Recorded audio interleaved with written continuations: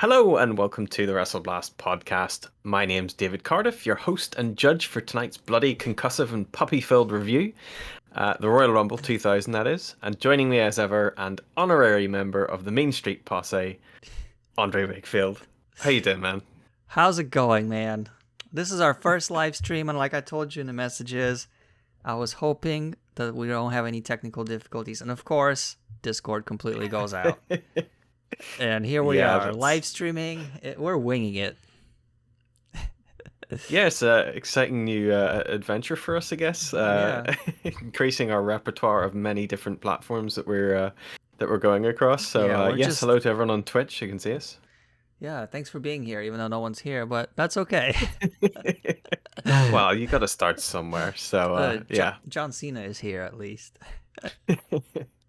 How you doing, man? Apart from the technical hitches with Discord, are you doing good? Pretty good. Well? Just playing some games. I just played the new Guardians of the Galaxy game, which I was blown away by. I was not expecting it to be so good. So I highly recommend it.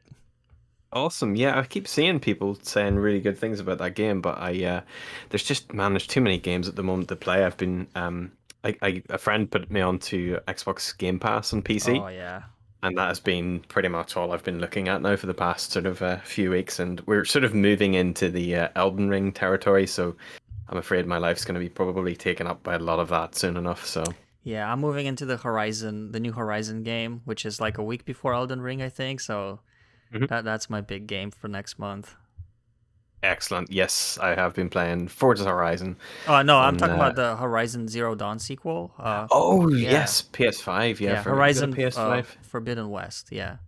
Awesome. Yeah, it looks incredible. Hopefully, in 4 years' time, they'll release it on PC, and then I can enjoy it too. That'd be nice. They just released God of War. Hopefully, you tried that out. I have got it. Yes, it is awesome. I'm just getting distracted by too many good games at the moment. So too much going on.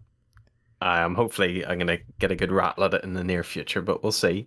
COVID has hit our family here. Oh, no way. So we're sort of on lockdown at the moment. So the nights have been very quiet. My wife, unfortunately, is the one that's got COVID and some of the kids, and I've managed to dodge that bullet so far. So hopefully it stays that way. Are you guys vaccinated? Double vaxxed, and we've got the booster and everything, so we're doing okay. Yeah, she's doing okay. She feels okay. That's good. So yeah. I definitely think that the booster and everything helped. So yeah. I think my parents and I are the only people I know that don't have COVID or haven't had it yet. But we are in prison. We don't leave the house at all. So it's insanity. Yeah. This is pretty much my world here in this little sort of office I've got. I don't tend to stray too far from the house anyway. So I think it was the kids that got it in school, unfortunately. Of course, yeah. Well, I mean, best wishes. Hopefully passes quickly and no lasting effects or anything like that. Fingers crossed. Yeah. But moving backwards in time to a time before coronavirus, way back to January 23rd, 2000, 22 years ago. Yeah, which is crazy. Kind of insane to think. I mean, yeah, a couple of days removed, in fact, from January, obviously 23rd. So it was the anniversary of this event this week. New York City, Madison Square Garden is the scene for tonight's show, the Royal Rumble 2000. Everything, of course, at that stage was named 2000. If it was a video game, it had 2000 at the end. If it was a movie, it had 2000 at the end. And if it was a wrestling event, of course, it had to have 2000 at the end as well. So this time period reminds me of Sid Vicious on WCW. He was doing his leg. He was doing a promo where he kept yelling, "Jeff Jarrett, I'll see you at Uncensored 2000." yeah, it's wild, absolutely wild time for video games. It's much like the Nintendo 64 era of years in that everything has to have a 64 at the end, for a period anyway. So let's get stuck straight in, I guess. Let's go backwards in time to our favorite segment, music, games, and movies. MGM. So the year 2000, what did it give us? Well, not much, because obviously with it being the start of the year, not much had really come out at that stage. But we will start with music and go back to the top 10. I'll start with the UK charts, and then Andre, to anyone who is new to the channel, will basically go through the US charts, and then we'll go back through video games, and a little jaunt through the movies. And then I've also got a bit of a surprise with some news at the time as well, just because I thought there was not much happening at the time. Okay. Sounds So good. UK charts. Number 10 was Westlife with I Have a Dream / Seasons in the Sun. We've discussed Westlife before.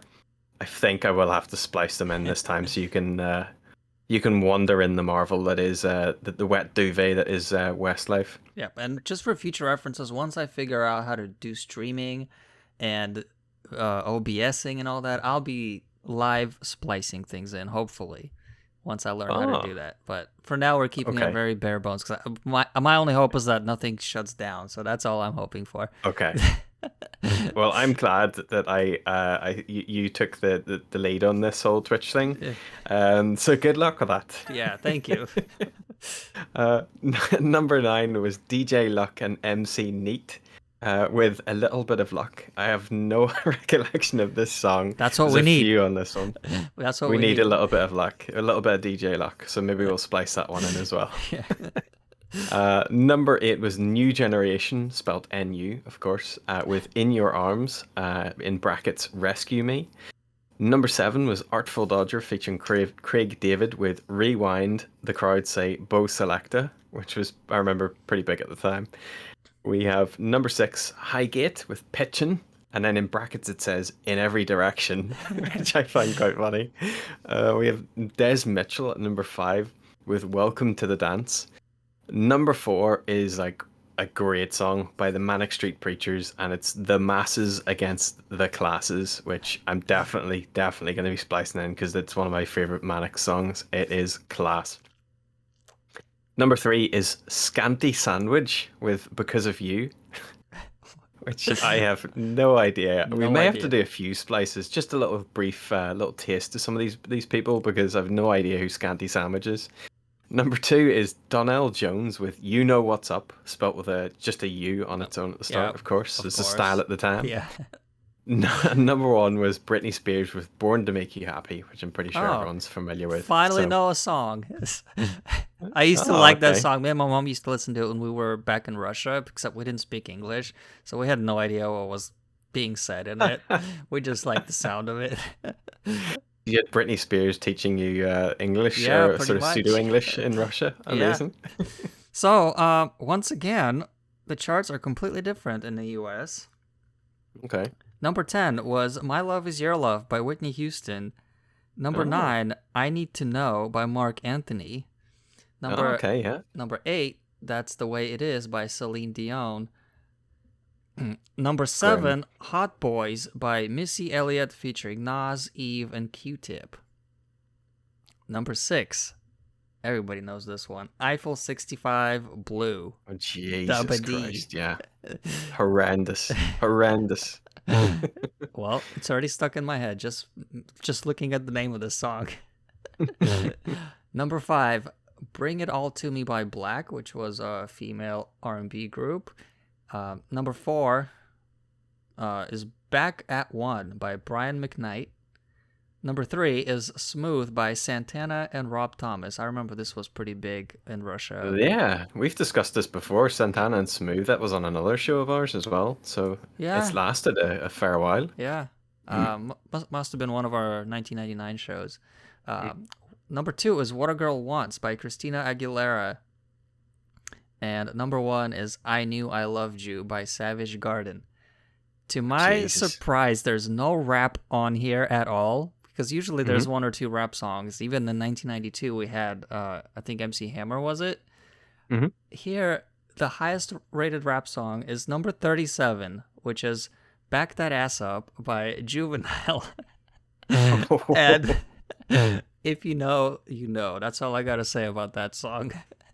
Wow. Well, it wouldn't be too long away from Dre releasing his album, would it? The massive album. 2000. The Chronic, wasn't it? The Chronic 2001. Yeah, that's what it was called. So yeah. So not too long away, and so that I would pretty much be the charts. Eminem was starting out at that time too. Yeah, so it wouldn't be too long before all that was in the chart music would be sort of rap and hip hop and stuff. So, but yeah, here it's full of pop and R&B and like soft rock type stuff. Okay, well, moving over to video games, as I say, there really isn't much happening in January because no games really get released in January at the time. So we've got Crazy Taxi, which came out on January 24th. We've got Mario Party 2 on the N64, which came out on January 24th as well. And then we have Dragon Warriors Monsters on the 27th and a game called Nox on the 31st. We would get Resident Evil Code Veronica on February 3rd, so at least there's a little bit of sort of decent games coming out on the sort of horizon. And I will mention a few other games as well that came out just in and around February because they're some of my favorites. The Sims, the very first Sims came out on February 4th, and my favorite game of all time, Vagrant Story on the PlayStation 1, which is my top tippity top Square Enix, or Square at the time, Squaresoft game. I think it's the best. So it's just off the top of my head, but I believe the PlayStation 2 released in March of 2000, at least in North America, and maybe April. Also, the very first SmackDown game comes out on March 2000. So, okay. So a couple of months after this pay-per-view is when that came out. Yeah. Awesome. So there are some good games coming out that year. Just nothing at the start of the year, unfortunately. Moving over just quickly to movies then.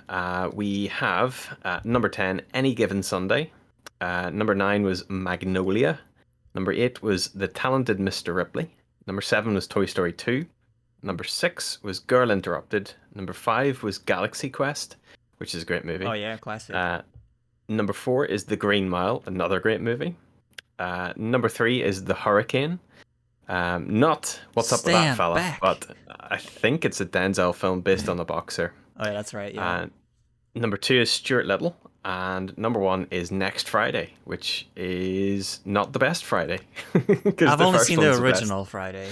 Yeah, Next Friday's not as good, but it's still pretty good. It's good easy watching. So yeah, not much happening in the cinemas there. Green Mile though was a massive film. And a bit of a classic, I suppose.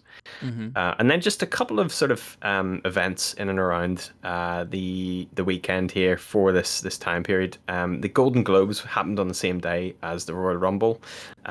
We had Sopranos pretty much cleaning up across the board for like the best television series. And a whole bunch of other stuff. Sex and the City wins an award as well. Toy Story 2 wins the Golden Globe for Best Motion Picture. And then American Beauty, which must have not been that long out of the cinema, wins Golden Globe Award for Best Motion Picture Drama. So a few notable things there. One other thing. This is, again, off the top of my head, so I may be a bit off, but I believe George Bush took office that week. In America, so George deal Bush with that Jr. information whatever you want. Yes. Yeah, that's fair enough. I think good old W. the best. So less said about him, probably the best, but seems to be a fairly decent dude now, which is quite nice to see. I mean, the bar is so low now, so yeah. Yeah, everyone immediately looks about 10 times better than a certain president or ex-president. Okay, so moving over to our event for today, the Royal Rumble 2000. I gotta start with a question. Go for it. How many low blows did you count on this show?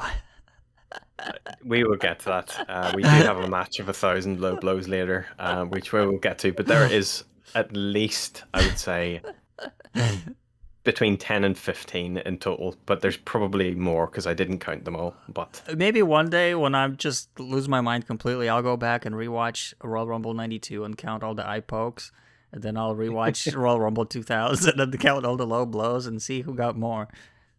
That could be a fairly good game, a good drinking game anyway, is certainly on these old WWF/WWE pay-per-views, counting various moves or low blows or things that King says. There's tons of that too. The show starts with a video package straight away, and it begins with a sort of moody voiceover between Triple H and Cactus Jack. They both sort of take it in turns to say, "They call you Cactus Jack, they call you Triple H," and it's an incredible opening hype package building up the feud and the match tonight. Both men just putting on a stellar performance in this video package, and then really just telling the viewer just how sadistic each other is. They mentioned Jack's history. I think they showed some sort of clips of his old sort of matches that weren't perhaps part of the WWF. Just a really great video package to get things going. And then we immediately open into Madison Square Garden with 19,231 people in attendance at a buy rate of 590,000. And yeah, go for it. Instead of interrupting you, I want to raise my hand like I'm in school. But what I found interesting about this is that you open with this package, and it just goes to show that this Royal Rumble pay-per-view actually has other feuds, and it's like this world title heated feud is almost more important than the Rumble itself. And in recent years, it's just the Royal Rumble. It's important. Who's going to be the surprise entrant? We need to fill out the card with random matches, so let's just throw stuff on there. And there's like no chance of the challenger ever winning the World Championship at current Royal Rumbles. But here it's like, wow, the Royal Rumble is important, but there's also other important stuff going on, so I like that. Yeah, there's a fair bit of bollocks so involved in that. That there were certainly tag team championship matches happening tonight, Intercontinental championship matches, but there's a little bit of bollocks we're gonna get to, which is always nice to see. There's at least a wee shade of bollocks on this on these shows. We get these awesome sweeping shots of Madison Square Garden, and I've said in the past to you that I just think Madison Square Garden is one of the best arenas for like a WWF or a wrestling pay-per-view. I think it's just got such a great atmosphere. It looks to have it because everyone just is crammed in because it's a smaller arena. I really like what they did with the entrance ramp. Even though they have like no space whatsoever, they turned it into like this back alley street with like graffiti on the walls, and the actual path where the wrestlers walk, it looks like a road, like that you drive on. So I thought that was pretty cool. And then there's a taxi that's hanging over, like a wrecked taxi. So I thought they did a lot with that small space. Yeah, they really did. It was a bit of a far cry from the Survivor Series 2002, which was the last time we reviewed a Madison Square Garden show, which was for the Survivor Series 2002 and Shawn Michaels' sort of historic win, I guess. Where they just had like the video doors, the big giant doors, which I did really, really like. But it would have been cool if they had that taxi and then the video doors here. Like that would have been awesome because it would have been like Times Square or something. But you're right, it looks great. And the atmosphere is wild. JR and King welcomes us to a huge amount of noise and millions of signs in the audience. And yeah, it just looks incredible. And immediately we get Kurt Angle's music kicking us off, and he's currently unbeaten since his debut in I believe it was 1999 or maybe late to 1998. But Kurt grabs the mic. It was like a few months before this, so it was 99. Okay, yeah. So it's in and around some stage in 99. He grabs the mic and does the old switcheroo promo, first saying how great it is to be in New York, and then immediately lambasts the New York Knicks for that cheap heat that you've got to get if you're a wrestler. Just go for the sports team. Yeah, so many sports references on this show. It was just everywhere.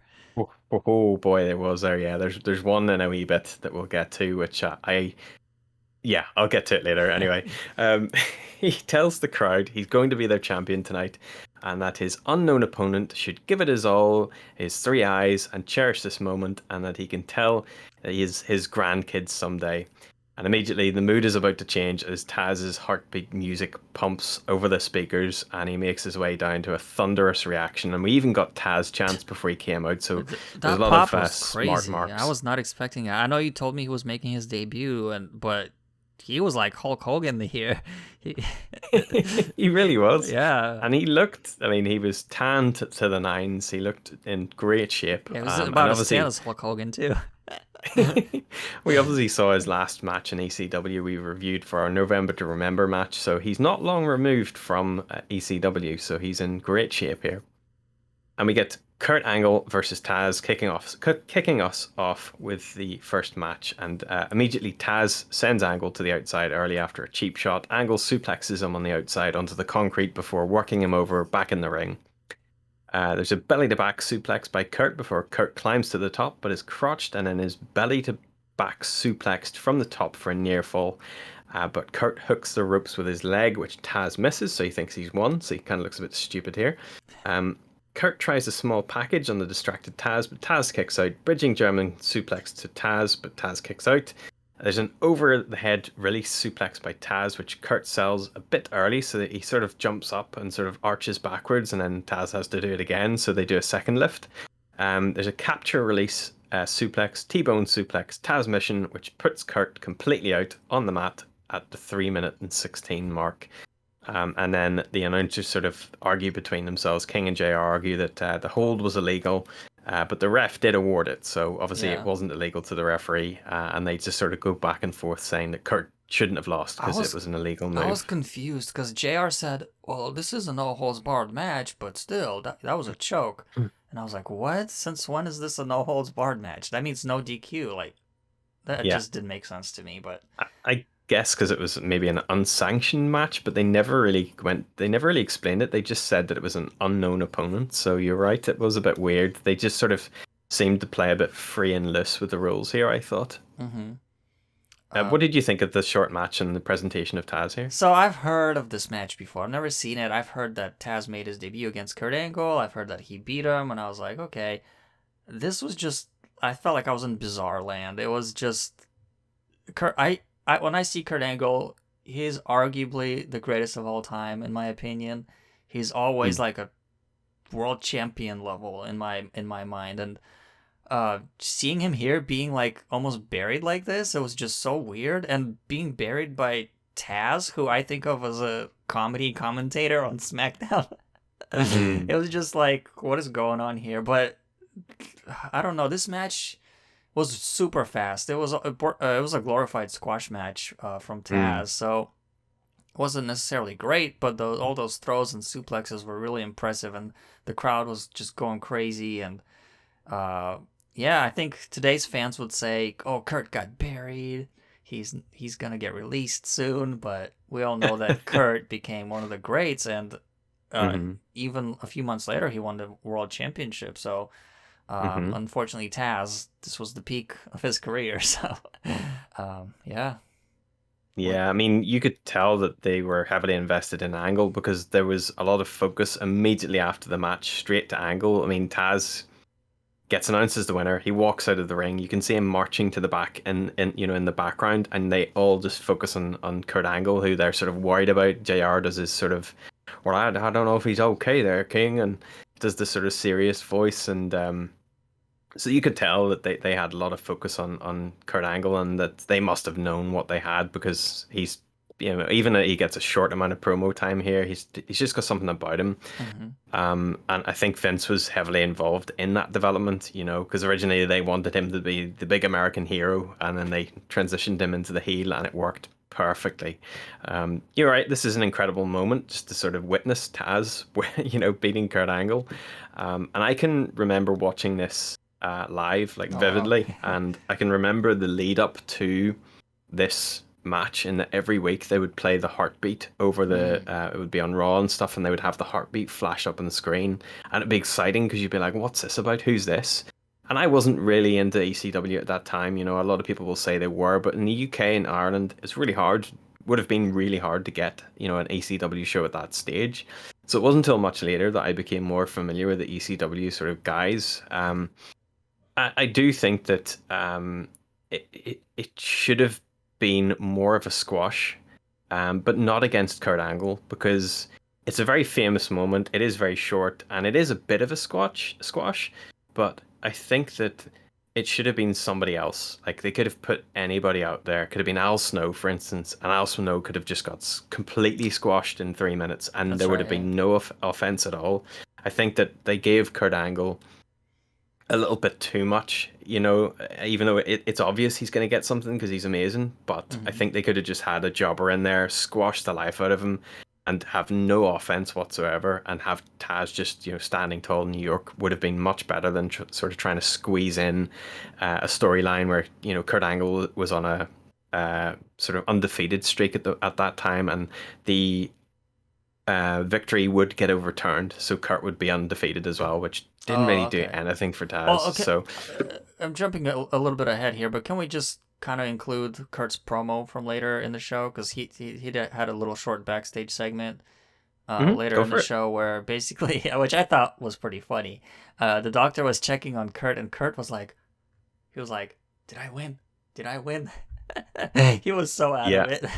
It was great. He played a great concussed or out of it yeah, person. and So then they kind of drew the point home that he illegitimately lost. Like he didn't get pinned, he didn't submit. So they try to cover. It's almost like they had him lose and then immediately regretted it. So they kind of tried yeah, to like gain his heat moment back. So yeah. they walked it back pretty fast. I mean, I was super excited to see because I was like blown away at this stage, going, "Holy shit, this guy looks amazing." He was my favorite wrestler for about a year until they beat that enjoyment out of me by just getting him to sort of do these stupid feuds and losses and stuff to like Triple H and stuff. We did get one infamous moment that lives forever and ever and ever, and that is when Tazz comes out, we get the JR call where he goes, "It's Tazz," which is in every Botchamania Yeah. from. I So at least we recognized it get right that. away. Yeah, we get that at least. So that was very, very nice. So we Just got to do the star rating rating. Oh wise, yeah, that's what I was gonna say. The rating. go for it. I have to give this 2.5 for average. Yeah, I No, give it the same as well. it's one of those things where as a whole segment, it's better than the actual match. Yeah, yeah, I think so. Yeah, definitely. And Taz looks like $1 million here at the start, so it's nice to see that at least. This would be definitely his peak, and Mm-hmm. then there was a very deep valley afterwards. So to the back, Michael Cole is backstage with Matt and Jeff, the Hardy Boys, with Terry. The Hardys had recently won a tournament hosted by Terry called the Terry Invitational Tournament, winning her services, or you could abbreviate that down to TIT. Um, Of Obviously course. invented by by Vince McMahon or somebody like that. Yeah. And they are taking on the Dudley Boys tonight after a short war with them on SmackDown. Michael basically goes to put the mic in front of Jeff, who stares blankly away from him, doesn't look at the mic, doesn't look at Michael. So Terry tells us that they're going to tear the roof off Madison Square Garden tonight before Jeff interrupts, really like a robot, like robot Jeff basically turns and says, "Terry, no!" And they won't let her go out in case she gets hurt. And then we get another no by Jeff Hardy, and I was like, "Holy shit!" The state of his acting, it's amazing. This we said it. I think it was like the Armageddon 2007 show. Oh yeah. This lad cannot cut a promo to save his life.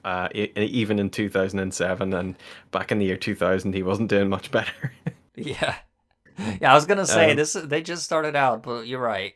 7 years later, no improvement, and 20 years later, no improvement. No, it's he should be the silent enigma. I Yeah. think. Matt does say some words here, and King and JR basically just cue up the match. So we get the Dudley Boys versus the Hardy Boys in the first ever tag team table match Yeah, that kind of in surprised me WWF. because I was like, wow, it took them this long to have a first ever tables match. That's pretty crazy. hmm And this would not be the last. Obviously, Yeah. they showed a little brief a spark of brilliance here, and Vince was just like, "Get the tables out, get the ladders out, pal." And Well, they would have many more after this. were there ever table matches in ECW, or they just used tables as weapons and they didn't have the Um, rules? I think there was table matches. Yeah, I think table matches had been around for a while at that Hmm. stage, and possibly pioneered by ECW, or at least maybe in Japan somewhere. Mm-hmm. Okay. Um, we get the first iteration of the Dudley Boys music, which is my favorite. I think it's the best. And Bubba grabs the mic, still doing he's still doing this stuttering gimmick at the time, which Vince gave him, which was very nice. And he runs down the New York and those pretty boy punks, the Hardys. He also mentions someone called John Rocker, and I was like, "Ooh, who's this?" I had no And idea. he's his new favorite baseball player, and that New York should elect him mayor. And I was like, oh, what's this about then? So I went online and had a wee look. John Rocker was a pitcher for the Atlanta Braves at this time and had some choice words when asked by Sports Illustrated in a story published in December 27th of 1999, so only a few weeks back really, or a month back, where Rocker made a number of allegations stemming from his experiences in New York City and answering a question about whether he would ever play for the New York Yankees or the New York Mets, where he just pretty much slandered homosexuals for having AIDS. Not a specific one, just all of them. He called New York, he basically said that New York was like going through Beirut, and that there were too many foreigners questioning how they got into the United States, to name but a few not so classy lines that he had to say here. You can look it up online. It's pretty disgusting what the guy actually said. He still seemingly invites controversy and general shittiness wherever he goes. So he is very much of a certain demographic at the moment. So he fits right in. So you're telling me if he ran for office in America today, he would actually have a lot of success? He would be warmly hugged by a certain ex-president. Yes, he would be very much a main faction of his presidential team, I would say. Yes. Okay. So top heel work by Bubba then, picking out this racist character. It makes sense now then, yeah. Yeah, so yeah, it was kind of amazing that he was saying all of this in front of Teddy Long, but because the fella was quite racist, I have to say, in some of his comments he made. The Dudleys immediately attack the Hardy Boys, who come out, and Bubba bombs Jeff in the middle of the ring. Matt saves Jeff, and Jeff flies over the top rope onto Bubba. Bubba gets a chair shot to the head by Jeff, and Jeff attempts his run along the black ring fence and is 3 for 3 as Bubba sends a table into him, but gets hit as it rebounds off Jeff. But at least he didn't slip this time. He didn't. He just never got to complete the finish. When I saw the look on his face, I was like, oh no, he's going for it again. And then he did it, and I was like, yeah, he did it, even though he got hit in the face, but at least he didn't slip. He didn't slip. This is 3 for 3. We have yet to see Jeff Hardy secure any valid move off of the I think he's like the barricade. I think he's like 3,000 for 3,000 at this point. I don't think he's ever landed that move. It's pulled out all the time. It's sort of like Ric Flair going up to the top rope. Exactly. Yeah, that's what I was gonna say. Or a jumping nothing. It's gonna happen, and nothing ever happens out of it. So. Matt pulls out a ladder, and both he and Jeff clean house with the ladder. On the outside, Matt sets up a table and sets Bubba on it with the ladder. Devon tries to make the save, but gets pushed into a fan off the ladder. Matt leg drops onto Bubba while Jeff comes out of shot with a dive, which looked amazing. He just came over the cameraman. It's like a surprise splash. Devon takes a calamitous chair shot, and the lads build a weird table contraption. 2 tables, one's leant up against the barricade. And one of the security guards helps them do it. Yeah, I'm never a fan of these contraptions whenever somebody tries to build something like Kevin Owens builds his tower of chairs or a tower of ladders or a tower of whatever. It's just a bit contrived. I don't mind them doing it. I just find it silly when like the staff of the arena like tries to help them, obviously to like save time and to make sure it's safe, but it just looks silly.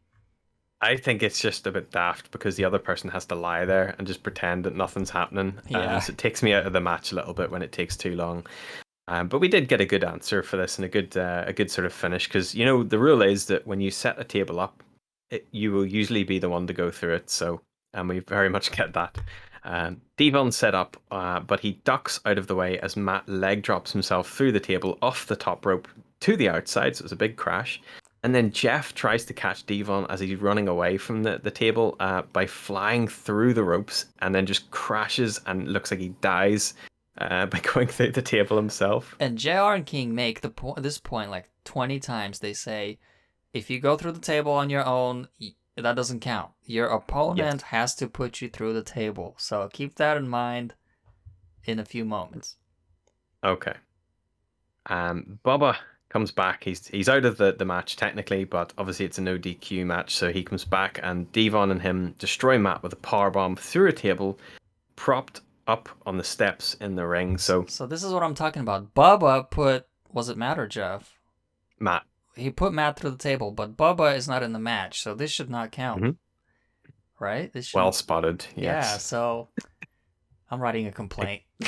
Yeah, I think you should write it to the king. Back on the outside, Matt takes a brutal chair shot while Bubba sets up a double-decker table under an entrance door to the arena. Not the entrance they came through, but a different one on the opposite side, must be. Bubba trails Jeff up above the door onto a balcony above the tables, but gets a chair shot from Jeff, with Bubba free-falling backwards relatively blindly through the tables, sort of like a trust fall that Kofi Kingston would do. Mm-hmm.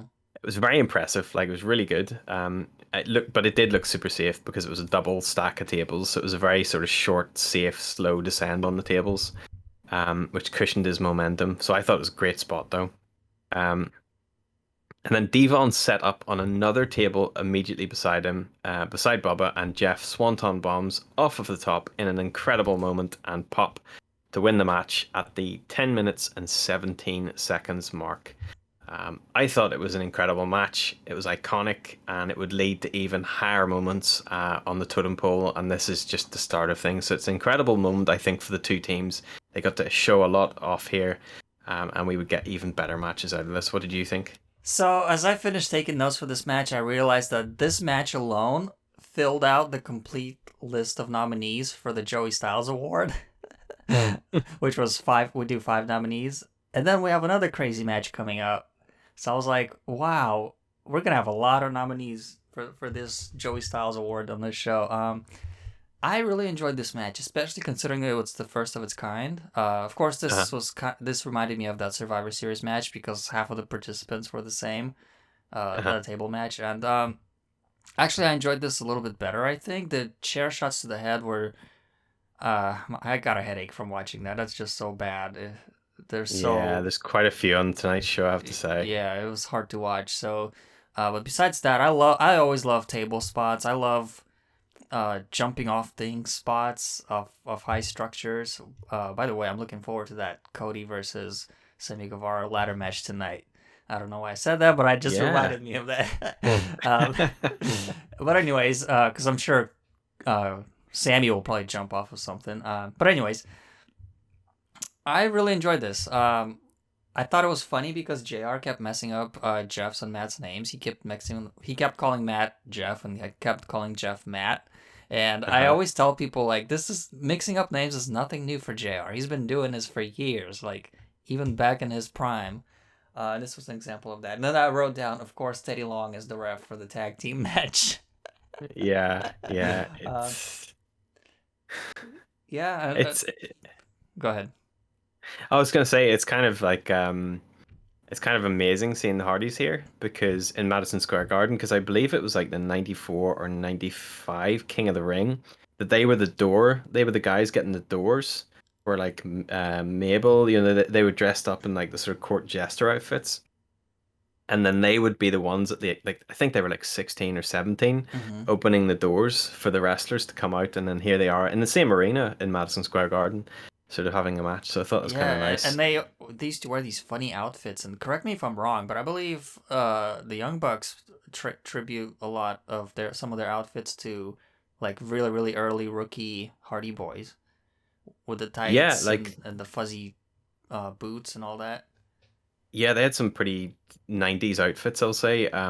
Matt, I think his first match on WWF television was against Razor Ramon, where he just basically gets destroyed in a couple of seconds. But it's kind of amazing seeing this young Matt Hardy with like short hair and a rat tail at the back. Oh, yeah. He was only like 16 or 17, I think.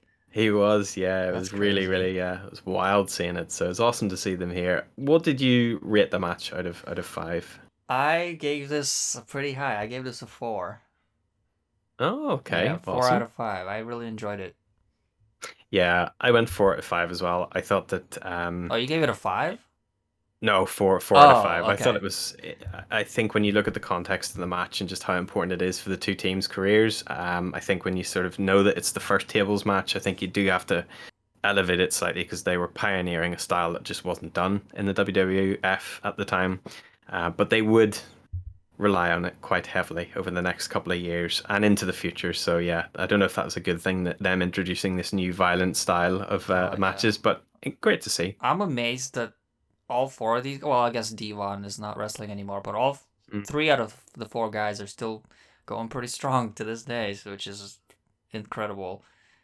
Yeah, definitely. Yeah, I know Jeff's taking a bit of a hiatus at the moment, but I would imagine at some stage we'll probably see him in AEW making a little cameo, perhaps. So that'll be interesting to see what he does there. Hopefully, no Willow though from TNA. Oh man, I was gonna say I'm pretty sure he's gonna bring Willow in there. I don't know how I feel about that. I don't know. I think he should burn that costume because if he loses it, he might find it again. To the back. Backstage, a medic is checking on a bleary-eyed Kurt Angle, as we mentioned. He argues that he was choked out, so it didn't count, and it was a legal move. And as we said, eventually it would get overturned. Back to ringside for generic 2000s dance music for the Miss Rumble 2000 contest. I label this as the mandatory Vince McMahon masturbation segment. This is wild. This is something else. You have to sort of see it to believe it. I didn't remember this at all. Obviously, I watched this pay-per-view back in the day in the year 2000, and then I had no recollection, even when the music, the sort of panky, metal, generic sort of hard rocking music hit. I was like, "What is going on here?" And then when Sergeant Slaughter came out, it dawned on me what this was, and I knew exactly the segment, and I knew what was going to happen. So we get Sergeant Slaughter, Tony Garea, who used to be a tag team champion at one stage, I believe, the fabulous sex trafficking Moolah. Please check out Dark Side of the Ring for her episode. She must have loved this segment then. But she did, in a sort of turnabout way, she gets assaulted by a fan who grabs her and tries to stick the lips on her. I didn't catch that. Yeah, just by ringside. It was, I think she ended up did giving him a bit of a kiss, which was kind of creepy. And then we get Johnny Valiant and Freddie Blassie. And of course, who else but the king is our pervert master of ceremonies, and he's jumping for joy in the ring. And our participants we get are Ivory, Terry, Jacqueline, aka Miss Jackie, which is I think a favorite of ours on the show. We've had her on 3 times now. Surprisingly consistent, yeah. She is. She's just game for everything. I was kind of like my heart was warming to Jackie. I was sort of glad to see her here, even though it's the most ridiculous and horrifying, degrading experience I'm sure she's probably ever done. We get BB, aka Barbara Bush, who looked very sleepy. She looked like she was about to fall asleep coming out here. She was so tired.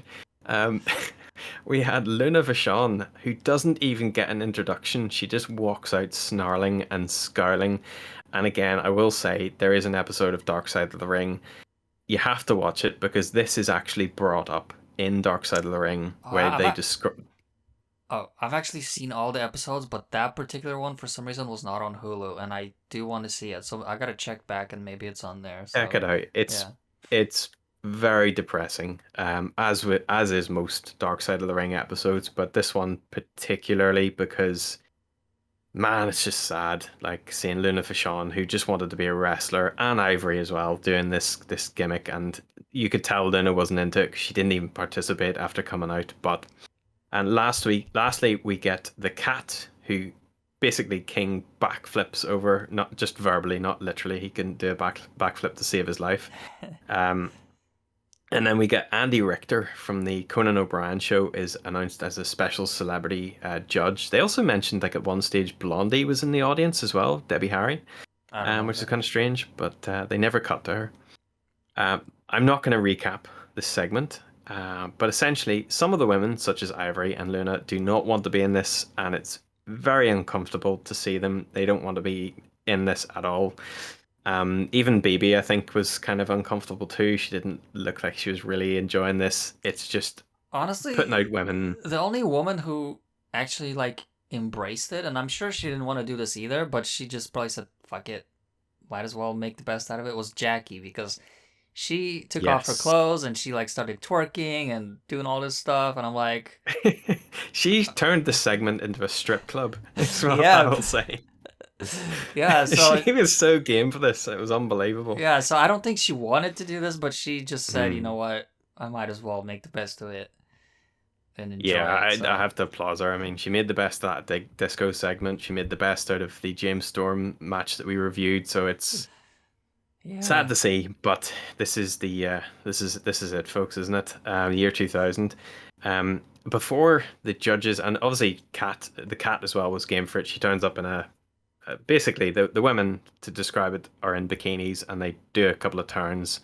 Apart from Jackie, who takes it to the next level, and Kat is in a what do you call that stuff? Bubble wrap. Bubble wrap. She's got a bubble wrap bikini. Yeah, and the king was going, "Let me pop it. Let me pop it." It's so creepy. He would obviously, I think, be married to her not long after this. I think they were so dating. Creepy.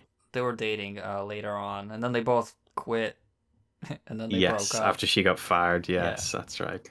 But before the judges can tally the votes to see who won in this really fair, democratic showing, Mae Young makes her way out and enters herself into the mix. She does a couple of hip thrusts and then basically flashes herself to the crowd, which go wild. And Mark Henry saves us all. I will say this: I saw this live on pay-per-view, and I can confirm that they did not censor it live. Oh, Mae really? Young did indeed. She did indeed flash her curtains, and it was horrific. But she was so happy, and she was another one that was really up for this. The judges vote that Mae Young wins, and I will say she did deserve it. She looked like she was having a great old time. But this segment was roughly 15 minutes long, and it took me 2 sessions to get through this pay-per-view. I turned the pay-per-view off after this. I just thought, that's enough wrestling for one night. What did you think of this segment? Is it worth even talking about? Just to say something positive about it is at least none of these women got beat up. So I'll say that. Yes, because if this was ECW, they would have Viscera or somebody come out and Samoan drop each and every one of them for no reason. But your Bubba Ray at the time would have probably powerbombed them through a table or two. As a heterosexual 31-year-old man, I still don't like this. Yeah. And it's not even the degrading thing. It's just like, this is just stupid. Like, what's the point of this? Like, I'm watching wrestling. I just saw an amazing debut. I saw a crazy hardcore wrestling match. And now you're giving me this. Like, why? It just doesn't make any sense to me. And it's just uncomfortable watching these women do stuff that they don't want to do. And why not give like 15 minutes? You could do 2 women's matches. They would be short, or you can do like a 6-woman tag match, or do something like that. And this is just stupid. And like, just when I thought it couldn't get any worse, Mae Young came out. I'm sorry, respect for whatever you want to respect her for, but I do not want to see that. Jameson, I don't want to see that. This is how you turn a 1-star segment into a 0-star segment, is bring Mae Young out. And I think the only person that was truly entertained by this was Vince. I could just imagine him laughing his ass off backstage with his dick in his hand, probably. This was for an audience of one, essentially. But this was the style at the time. Obviously, we would get in a couple of years' time, we would get Coachman doing the sort of commentary for the Miller Catfight girls against Tori and Stacy, I think. So this would last for years, and this would only lead really matches. Yeah, there was only a handful of women that were really respected, and it took them years as well, like Lita, Trish Stratus, and Chyna, really, and then Ivory as well to a certain degree. Obviously, I think Ivory was the previous, she was just the women's champion or something. I'm not sure, but this was a mess. It was grim, but this was the style at the time. This was acceptable in the 2000s, shall we say, but not acceptable now. I gotta ask you though. You don't have to answer it, but who has your vote? I'm gonna give it to Miss Jackie. I think that Jackie had a lot of fun doing it. She didn't give 2 shits, and she did it, and you know, she looked great, I, and I, yeah, I what else can you agree. say Yeah, about it? she put a little sexiness to it. So I think she's a favorite of ours. I would yeah, say she's. I'm sort of. I like Jackie just because we've seen her doing some daft spots and some wrestling, and she always has a bit of fun. So yeah. there you go. My vote was Jackie also. To the back, no wait, to the WWF restaurant in Times Square, New York, where Jonathan Coachman is getting absolutely mobbed by drunk lads. Jonathan Coachman with hair. Yes, this is wild. This is the WWF New York, which I think we briefly mentioned before, which was their failed restaurant that they let somebody run into the ground for them. It was grim. They didn't, surprisingly. I was listening to a podcast from Matt Cardona and Brian Myers a while ago, the Major Wrestling Figure podcast, and they were describing that they were in it one time, or at least Matt Cardona was. He got taken out for lunch by his parents one time, and he said, This seems to be the most basic, stupid thing that they never did. The menu wasn't wrestler themed. Like the burgers weren't called stupid names like a slobber knocker burger. You didn't have like I don't know, like mankind milkshakes. You didn't have anything like that. It was like apparently really high fine dining in a grotty wrestling themed pub.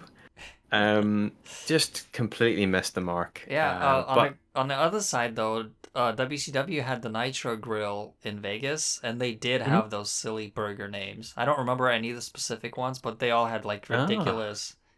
There's actually a picture of a menu somewhere on Google, uh-huh. which I'll find eventually, and it's pretty interesting to look at. Sadly, Yeah, that it's restaurant came when WCW was dying, so it didn't oh last very long. shame, Yeah, it came out shame. like it opened like in the late '99, I think. Okay, so it So follows a great successful string of wrestling themed like restaurants because obviously we had Hulk Hogan's Pasta Mania. I don't know if oh you yeah, have ever heard of this.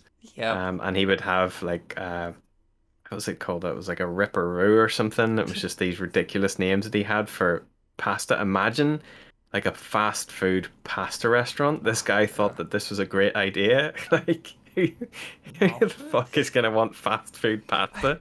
Just weird. Like a salad bar, essentially. That's Anyway, we disgusting. get an actual to the back. Jericho and Chyna are Can in the I back arguing. go to the Go for bathroom it. very quick? Yes, Okay. go for it. All of this excitement. Well, My cat did a I'm run in. glad I'm glad to see. Yes, you sorted out the run in there.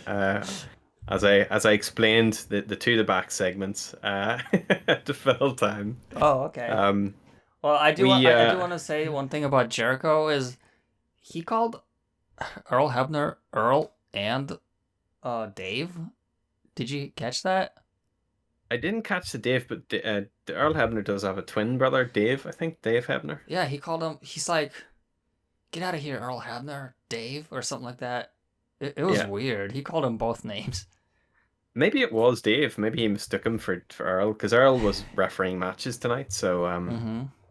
but there you go. But yes, Jericho and Chyna, they're backstage arguing about who gets to wear the WWF Intercontinental Championship to their triple threat match tonight, with the two being joint champions. They bicker for a bit before Earl/Dave takes the belt away, and we cut to ringside after a quick "Don't try this at home" PSA. But what's this about?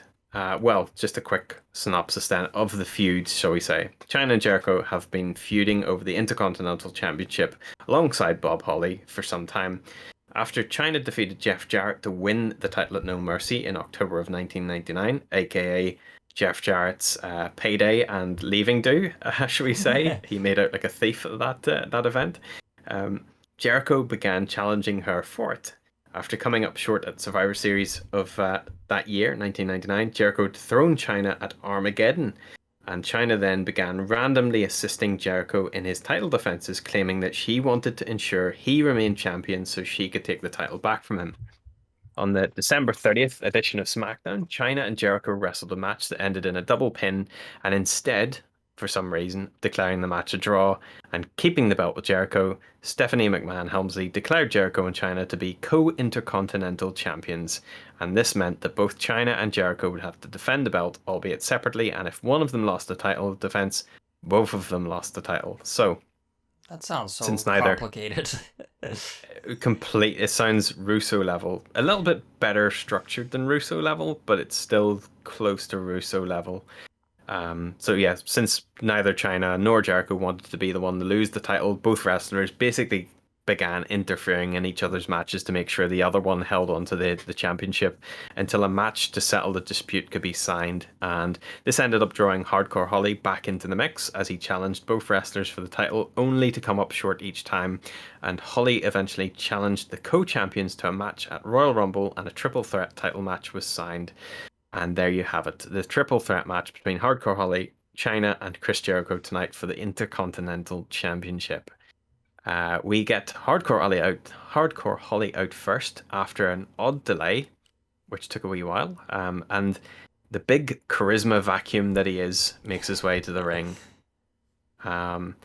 Jericho is out following Chyna to a huge pop he gets. However, he has the most ridiculous facial hair I think I've ever seen him have. Yeah, it's like weird. A handlebar mustache drawn on. Yeah, and it was like really dark brown, and his hair is like almost bleach blonde. It was really weird. It's so weird. Yeah, and JR. He cuts a promo as well. Jericho cuts a promo. It has all of the usual relish for the day. You will never ever and all that sort of nonsense. And JR puts Chyna over massively by saying that she is one of the most groundbreaking females ever to work. So it's weird that we've got in one segment the Bikini Miss Rumble contest, and then in another one we've got Chyna, and she's being lauded as like the greatest professional wrestler to ever walk the face of the earth. It's so weird. Yeah, it's weird. Yeah, I thought so too. She was basically treated like a man. It was, yes. Yeah. And Holly ignores Chyna, but he basically pushes her aside and then says that he wants to wrestle Jericho. So it's sort of like, he's the chauvinistic one here. Yeah. Holly gets a round of slaps from both Jericho and Chyna before Chyna gets sent over the ropes. Jericho and Holly work each other over before a walls attempt that's broken up by Chyna with a weak clothesline to massive boos. Everyone was pretty much behind Jericho in this one. Mm-hmm. Chyna works Chris over after chucking Holly out. Holly takes a dive from Jericho from the top to the outside, and then it sort of breaks into a bit of a mess between the three here. It's always quite hard to call these three-way matches, but Holly grabs a chair and goes to hit Chyna, but Chris interferes.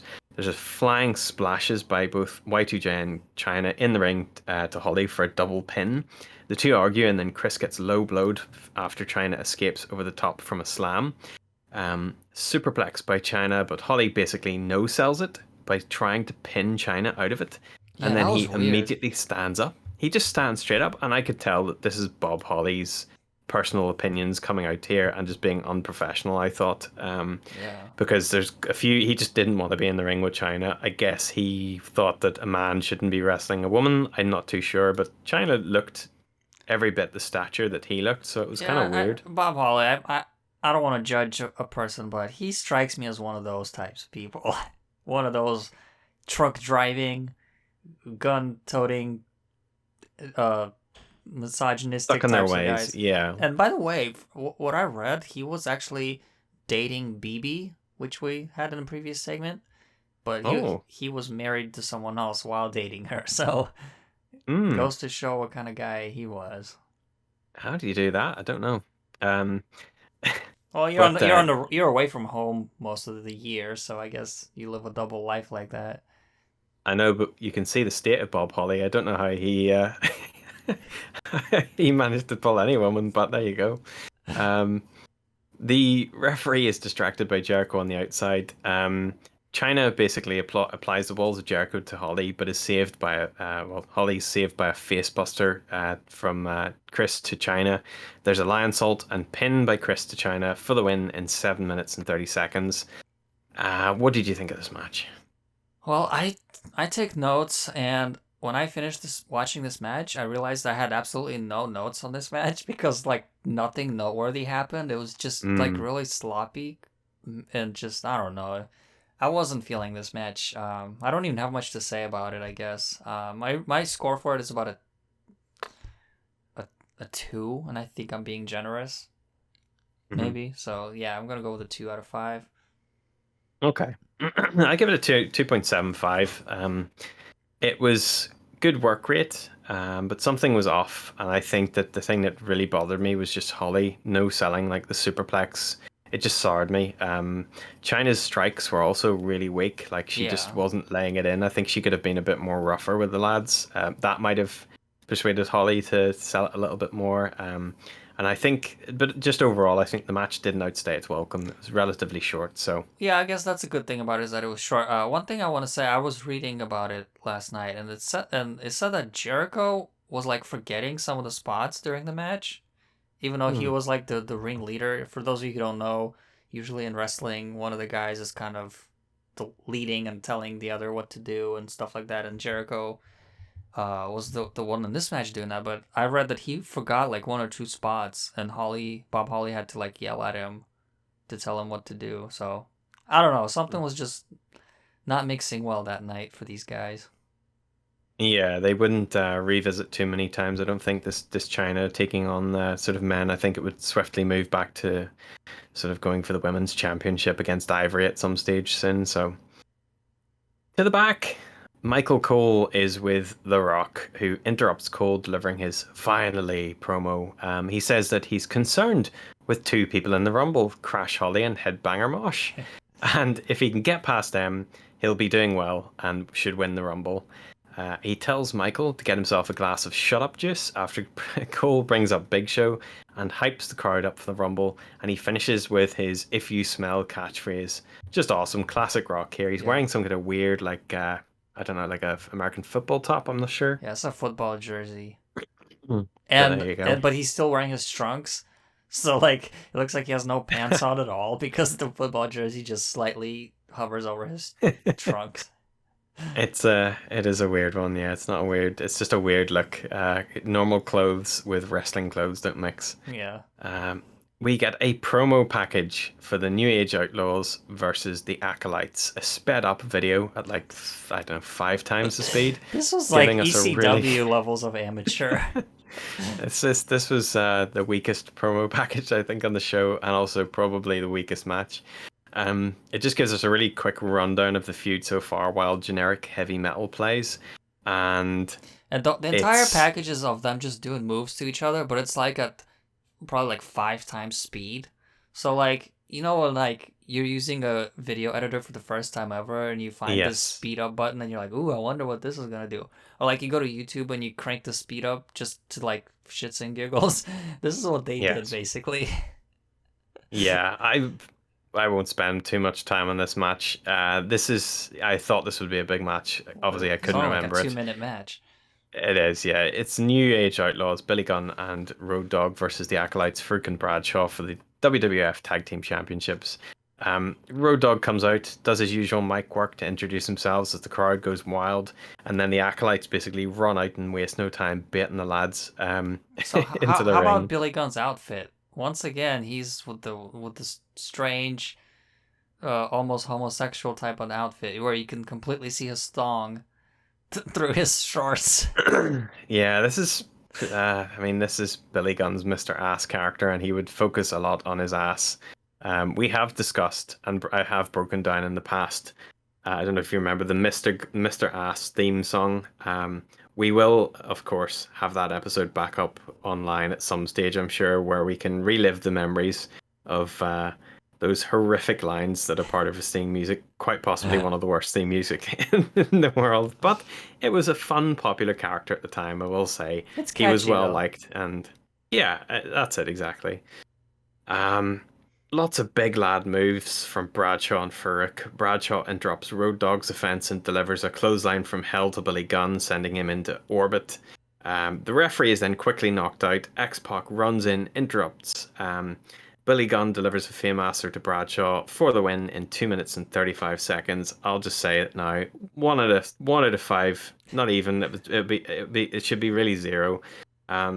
It's complete bollocks. It was the typical, DX match at the time, somebody would interrupt and cause them to win or get DQ'd. Just bollocks. I wasn't a fan of this iteration of DX. Even though this was What did only you like think? 2.5 minutes long, this was still a complete waste of time. Uh, Yeah. these guys should have just had. They should have saved the shenanigans for a SmackDown or something. They should have put on a decent match at a pay-per-view.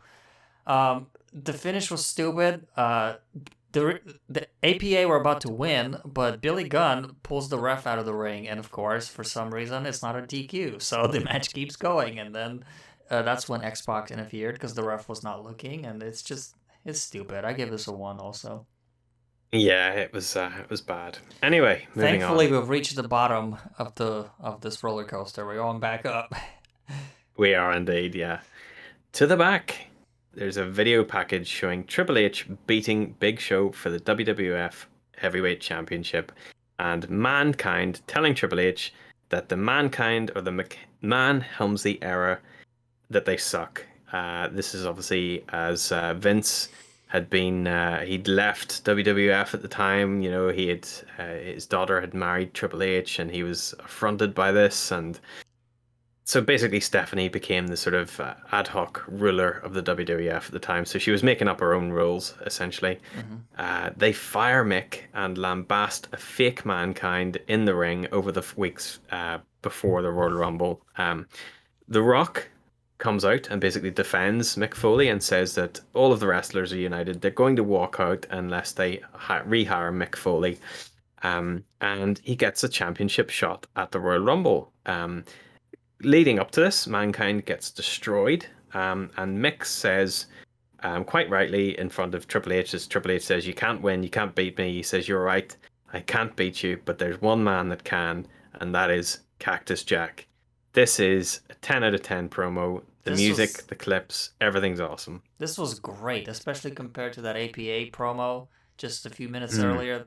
Like, this whole little package, how long was it? I don't know, a minute, 2 minutes maybe? Yeah. It told a whole story. It caught me up on everything that was going on, and it made the following match that much more enjoyable and had me invested. I agree. I thought it was amazing. So we get our street fight for the WWF World Heavyweight Championship, Cactus Jack versus Triple H. This is a great match. I'll say it now. I will run through it as briefly as I can, but it's an epic. It's my first Jack's time music. watching it. Oh, I mean, I remember this match. It's primarily, I think why I suggested 2000. I can't remember if it was me or you, but I'm pretty sure I suggested. It's one of my all-time favorite matches from a Royal Rumble pay-per-view. Possibly in WWF history, it would maybe make the top 10 at least, even maybe top 5. Jack's music is a 10 as well. I will give Cactus Jack's little intro music a 10 out of 10 as well. I also love Triple H's game music. I love that. That's my favorite Triple H theme. I think it's perfect. It suits the character a lot better. Yeah, definitely. It tells you everything you need to know about this guy, and he comes out looking like $1 million. Both guys look amazing here. And he is also wearing the greatest heavyweight championship belt of all time. The Winged Eagle belt is my favorite championship belt of all time. It's just characteristic. To me, it's the one I grew up with as a child. I still prefer the WCW World Heavyweight Championship. Okay, I think it's down to your preference. I think whatever you grow up with, that's going to be perhaps your. But I think those two are always the top belts that people debate about. I think so. Yeah, I think the WWF Championship belt is just so iconic with the wings going up either side and everything, and the little blue background just looks great. But in the ring, Jack starts talking to Hunter, who gives nervous glances around him. And JR and King basically sell this really well. They say that, Triple H isn't worried, but then he starts to look worried, and then they start to question, is he worried? And immediately Cactus starts teeing off on Hunter and delivers a swinging neck breaker on the outside as Triple H goes to get out of the way. There's a leg drop to the back of Hunter as he comes back into the ring, and then he works him over on the outside. Hunter clocks Jack in the head with a ring bell, then retreats to the ring with a chair. Jack charges and gets leveled by a chair shot, but goes straight back on the offense, dropping Hunter, and then placing a chair on his face for an awesome looking leg drop. Can I just say something very quick? I don't know how this happened, but Triple H looks like he got shot in the calf early on in the match. I thought Yes. there was a spot where he backdropped Cactus Jack on a trash can outside of the ring, and I thought maybe somehow he got cut. But on the replay they showed it didn't look like it. So I don't know how it happened, but he literally had like a bullet hole in his calf, and it was just gushing blood. And throughout the match, when he would like try to get up, he would step on that foot, and every time he would step on it, like the blood would just pour like a waterfall out of that hole throughout the entire match, and it just grossed me out so much. And I'm not even squeamish. Like, I watch gory movies all the time, but this just like, oh my gosh, this was awful. Yeah, it was wild. It did look like he got shot. It did look like a bullet wound in his calf. That's a good call. Um, so yes, the two brawl into the crowd, pushing through fans to the entranceway. Jack sends Hunter into a pile of bricks and then suplexes him onto some wooden pallets. He bounces Hunter off the corrugated doors. They spend a little bit too much time here as the crowd start to chant boring in the background. And then there's a lot of, I think it's just primarily because nobody can see it. But JR said they're chanting for Cactus Jack. He did, yeah. He desperately tried to cover it. Jack props Hunter against the steps and delivers a running knee into him, sending Triple H into the ring. He retrieves a 2x4 covered in barbed wire for a huge pop. Hunter low blows him, and then he works him over with the barbed wire. Hunter's leg is bleeding badly around this stage as well, I noted. The crowd boo when Earl Hebner takes it out of the ring, the barbed wire, and then is late to count after a low blow by Jack with the wood after he'd retrieved it. Jack clocks one of the Spanish announcers to get it back. So I think the low blow was with the wood, then Earl Hebner removes it, and then he was late coming into the ring to count the pin, and then Jack had to go back to the outside. So it was a bit of a messy spot here, but so Jack basically clocks one of the Spanish announcers in the face to get the 2x4 back, which was hidden under the Spanish announce desk. The announcer just dies. He just falls over and dies. Hugo Savinovich or something like that. I can't remember his name, but he always took a good punch. Yeah. Earl, so he ducks out of the way. So Jack brings it back in. Earl Hebner interferes to try and get it off him. Even though this is a street fight, Earl Hebner shouldn't be interfering here. Yeah. But Earl quite rightly gets slammed into the corner by Hunter, who runs at Jack, and Jack obviously moves out of the way. Hunter drops Jack with multiple shots with the barbed wire. Or no, it was Jack that dropped Hunter with multiple shots with the barbed wire. So Hunter is now dripping blood out of his forehead. Earl interferes again and again here. Just kept getting in the way and interfering. I really don't like Earl Hebner as a referee. I just think he just inserts himself too much into any match he's part of. But on the outside, Mix tries to pile driver Hunter through King and JR's announce table, but he gets backdropped through the Spanish announce table. Oh no, he does get backdropped on their one, and they don't take the monitors out, so it looks kind of scary. Back in the ring, Jack blocks a pedigree and nails Hunter into the barbed wire plank again on the mat. They go back out to the outside again. Triple H tosses Jack into the steps and then whips him into them for good measure. A very bloodied Triple H batters Jack with the bat in the ring and then grabs handcuffs, and we get like a spot very similar to The Rock versus Mankind at I forget the name of the pay-per-view, but it was in 1999 where Rock handcuffs him and basically destroys him with chair shots, giving him a lot of concussions, I believe. I think that may be Royal Rumble also, but 1999. Oh, okay, possibly. I can't remember, but it is in I think one of the documentaries that was done over the years, and it's kind of frightening to see. Yeah, he just beats the shit out of him with a chair. It does, yeah, far too many, and you get to see Mick Foley's kids and wife crying in the crowd, and it's not nice. Yeah. Anyway, so Jack drop toe holds Hunter, even though he's handcuffed, into the ring steps in the ring after Hunter was about to hit him with them, and then he low blows him with a headbutt and bites him. And JR reminds us of the Mankind vs. Rock. So Jack retreats to the entrance ramp and takes a chair shot to the head, unprotected of course, and he begs Hunter to hit him again and again, but The Rock clocks Hunter in the head with a chair, and a cop uncuffs Jack to free him. Yeah, this is another spot I didn't like. I don't understand why the cop got involved. it's one of those spots where the staff is helping again for no reason. Yeah, it's a bit of just a pop, I guess. Yeah. But Jack eventually pile drives Hunter through the Spanish announce table, which was great looking. Triple H just looks like he's dead here at this stage. Probably was close to it. Yeah. And Jack grabs a bag from under the ring, which Jerry calls a sandbag. What's he going to do? Hit him with a sandbag? Yeah. And it's, of course, our old friend, the Thumbtacks. They must have not done many Thumbtack spots by this point. That's why he was coming. No, I mean, I know that 1998 King of the Ring, obviously, they did it there. Oh, that's right. Yeah, that's right. But I don't know if they've done many since. They wouldn't use it all the time. It's a very infrequent spot, I guess, because it's probably only Mick Foley that's going to go out of his way to really put in Thumbtacks into a match. But Mick, of course, after spreading the Thumbtacks around, Stephanie comes out to distract, and then Mick Foley gets backdropped into the tacks. He kicks out of a pedigree in an unbelievable spot, because I don't think many people were doing that at the time. But he then takes another pedigree right on top of the tacks and is pinned in 26 minutes and 55 seconds. Holy shit, this is great. But it doesn't end there. Just before we go to the recap or our thoughts on it, Jack has tacks in his head, which you can clearly see sticking out of his forehead near his eye. And as Hunter gets stretchered out, Jack runs after him and wheels him back to the ring. He runs him into the ring in the stretcher. And then he hits him with a barbed wire bat and stands tall, and his music plays to finish us out here. I will say this. It's five stars straight off the bat. I can imagine you probably guessed that, but I always thought back when I watched this match that I was always really disappointed with the result. And even today, when I watched it yesterday, I was still disappointed with the result, even though I knew who was winning this one.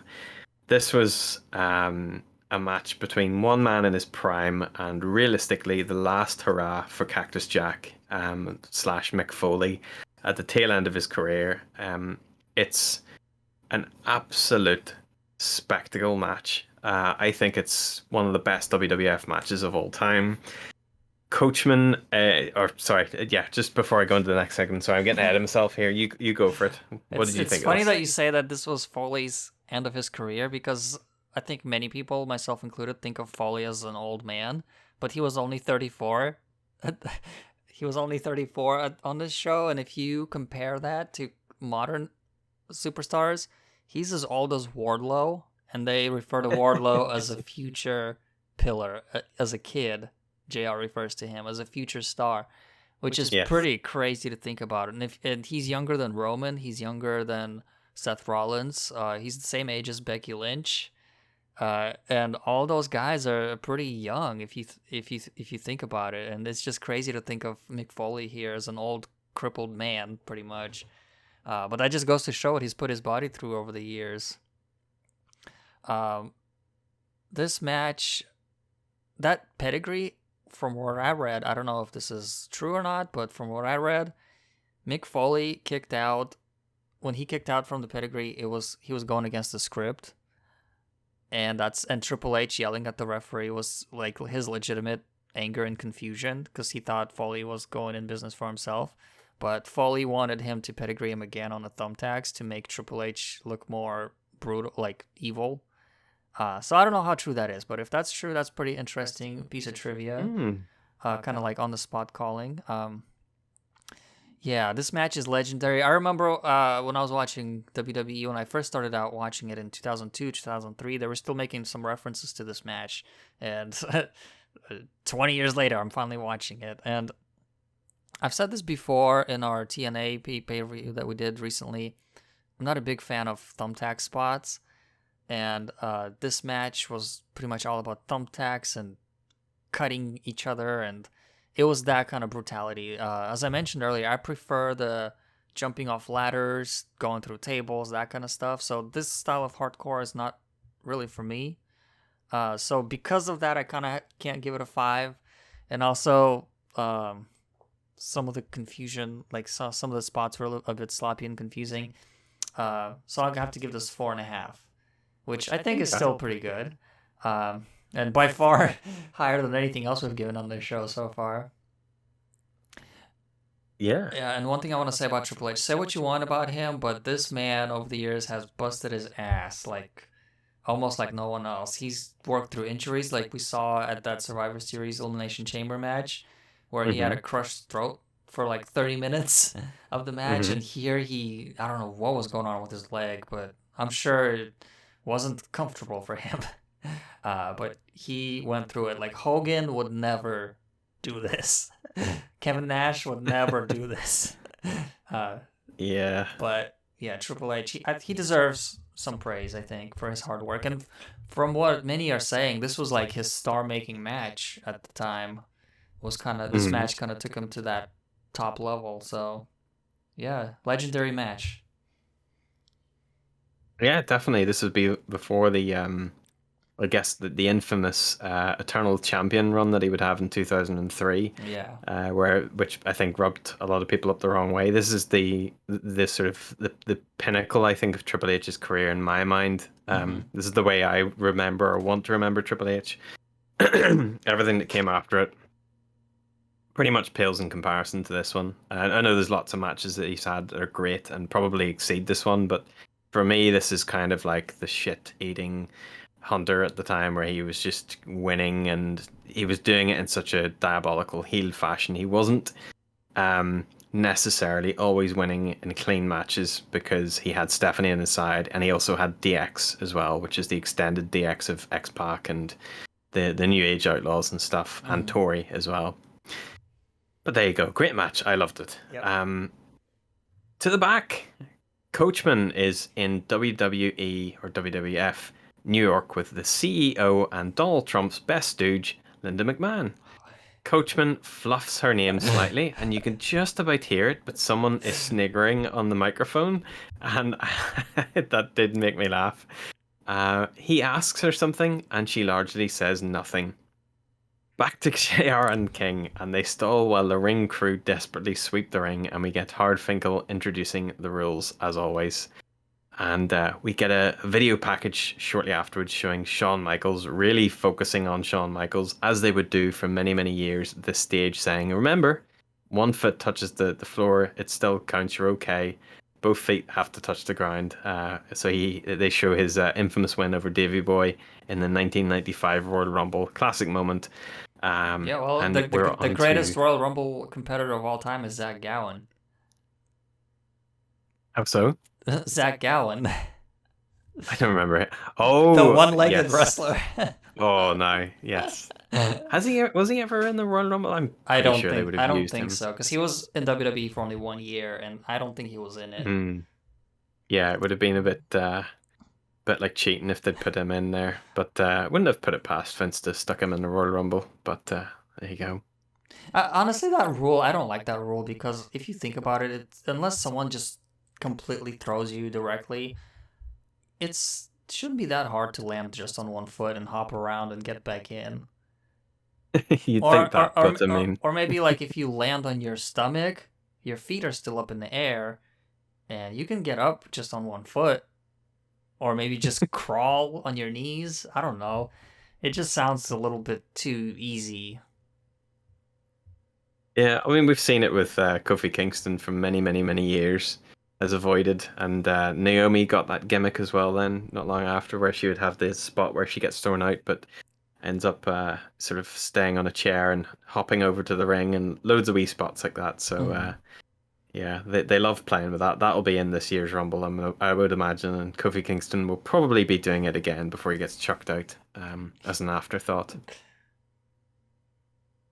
The Royal Rumble, the match, aka the match of 1,000 low blows, to continue tonight's theme of many, many low blows. Jump in whenever you want, dude, because this is I haven't got too much on this. I've just got the highlights. I don't want to cut you off, as I just did, but I'll raise my hand and just keep an eye out on that, because I don't want to interrupt you constantly. Okay, grand. So number one, who drew number one? Is it Ric Flair? It was D'Lo.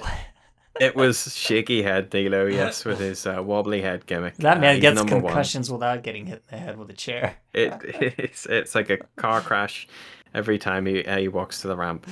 Grandmaster Sexay is number two, and JR says, Some say this man got a bad break at birth, while the camera cuts to King.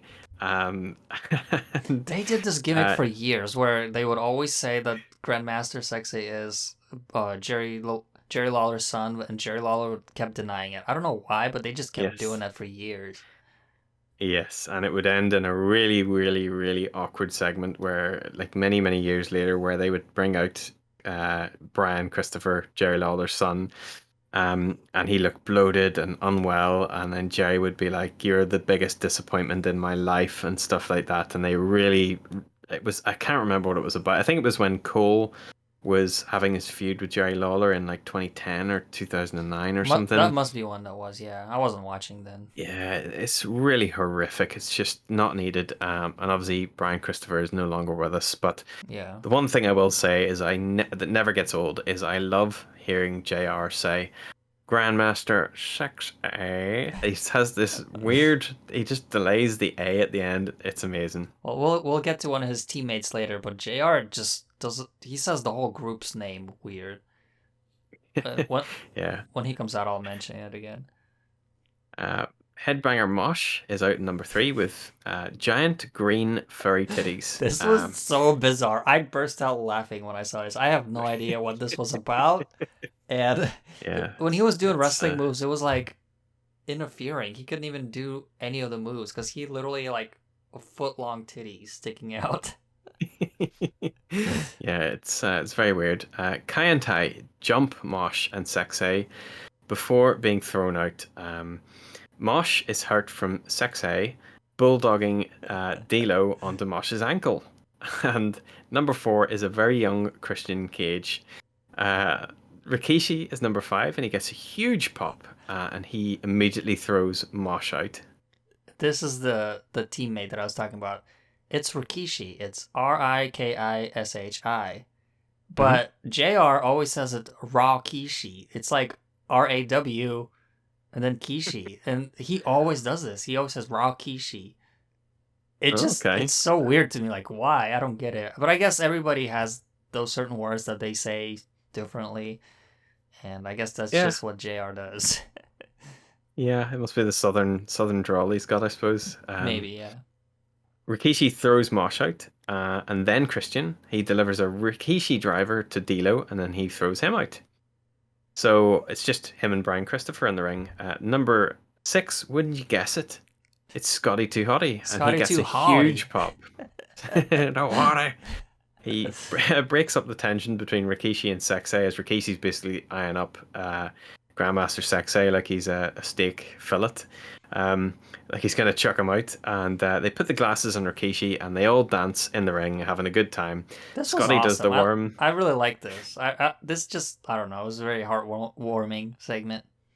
I love it too. I did like Too Cool, the tag team Too Cool, and Scotty does the worm, and then basically Rikishi throws them both out as they're by the ropes, and then Rikishi does a wee dance on his own, and the crowd love it, while the camera goes right up his hole.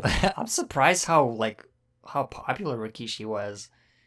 He was massive because it was such a unique gimmick at the time, and I was listening to whose podcast was it? Was it Chris Jericho's podcast recently where he interviewed Scotty 2 Hotty, and the dude just sounds like such a nice guy, and he had so many nice memories that he brought up of Too Cool and Rikishi, and just what a wonderful time this was for him in his life. And it's worth going out of your way to listen to if you want to hear somebody like a good story coming out of like an old wrestler from this time period, because there isn't too many, unfortunately. Yeah.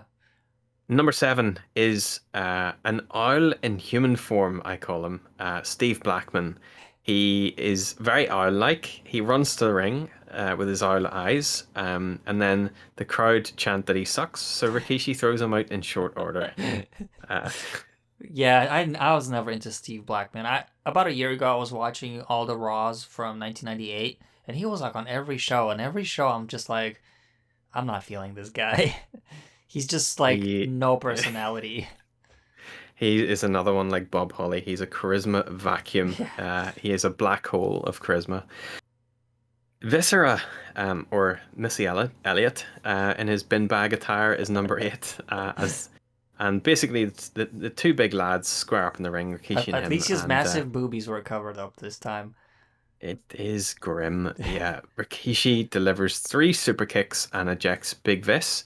Number 9 is Big Boss Man, who refuses to get in. He's playing the smart card. Number 10 is Test, who batters Boss Man. Which, again, they say, JR pointed out that there's no rule that says you have to get in the ring.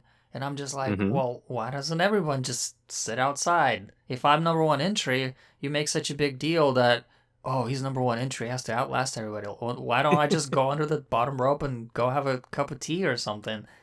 What are they going to do? Yes. Somebody's going to come drag me into the ring to throw me over the top? Like, why don't I just, go backstage and take a nap? You have uncovered one of the many flaws with the Royal Rumble. We have to ignore that, though, unfortunately. So Test batters Big Boss Man as he comes out and throws him into the ring, and he gets a huge pop. But he gets low blowed by Boss Man, wouldn't you know? And Boss Man takes then a low blow by Rikishi as well, I believe. Number 11 is the British Bulldog with his generic jeans and bootcut boots, or bootcut jeans and boots. He he delivers a low blow to Rikishi as well. At least his hair was improved this time. It didn't look like he'd been dragged through a bush. It was much more respectable. Number 12 is Gangrel, who has to rush his vampire entrance, which I thought was hilarious. He's doing it in fast.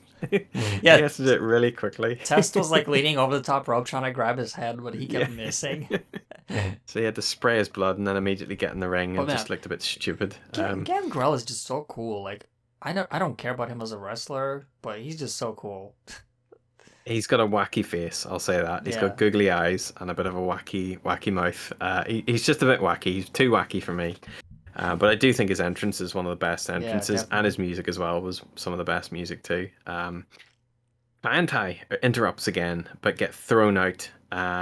This is the spot where Taka Michinoku almost dies. He goes over the top. They don't immediately show it. There's a replay very soon, which we'll get to. Number 13 is Edge, who goes straight for Gangrel because they had previously been in the Brood together. Obviously, Gangrel was his boss and no longer. He had the biggest smile on his face. I was like, why are you so happy? He was very, very happy. This is before, I guess, Edge and Christian really took off, but it wouldn't be, too long. And then Bossman takes a sumo splash off of Rikishi, and we get another replay of Taka almost dying while King laughs his head off and thinks this is the greatest thing. And then this is the recurring shit that we have to deal with for the rest of the night. This Rumble. Lawler keeps asking for a replay of the Chinese guy getting a legitimate concussion and fractured collarbone. Yes. And JR keeps correcting me. He's Japanese. And this guy's like, no, he's Chinese. Show me the Chinese guy. Oh, that's so great. Oh, it's like, it's grim. So painful. It's really, really grim. Yeah. Anyway, number 14 is former WWF champion Bob Backlund, who worked back in the day for Vince Sr. He looks like a 14-year-old boy, but sort of like a 14-year-old boy in the 50-year-old body. It is the weirdest. This dude is looks like a math teacher. He looks so young, but so old at the same time. And then it's just so weird. I never understood Bob Backlund. I never understood the appeal of him. He's so pale. He's milk bottle white. Horrendous. I think he was running for some kind of office at this stage. He's another diehard Republican. It's ridiculous. Yeah. What I did find funny is that when he got eliminated, he went into the crowd, and JR and King were like, "Oh, he keeps campaigning for his position."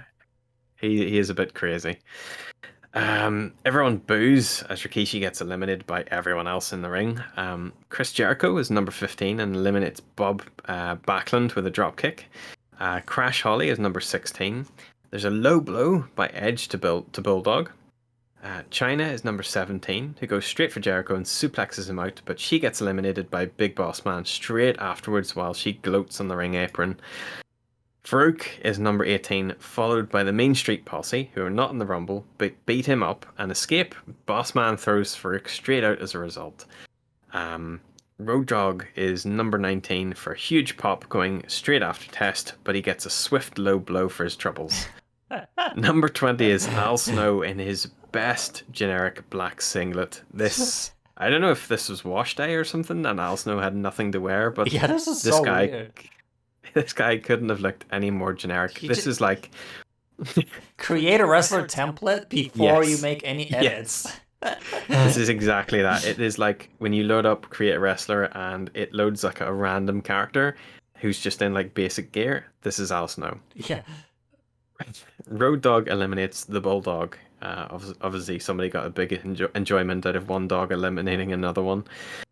Number 21 is a greasy conspiracy nutjob, aka Val Venus. Oh, God.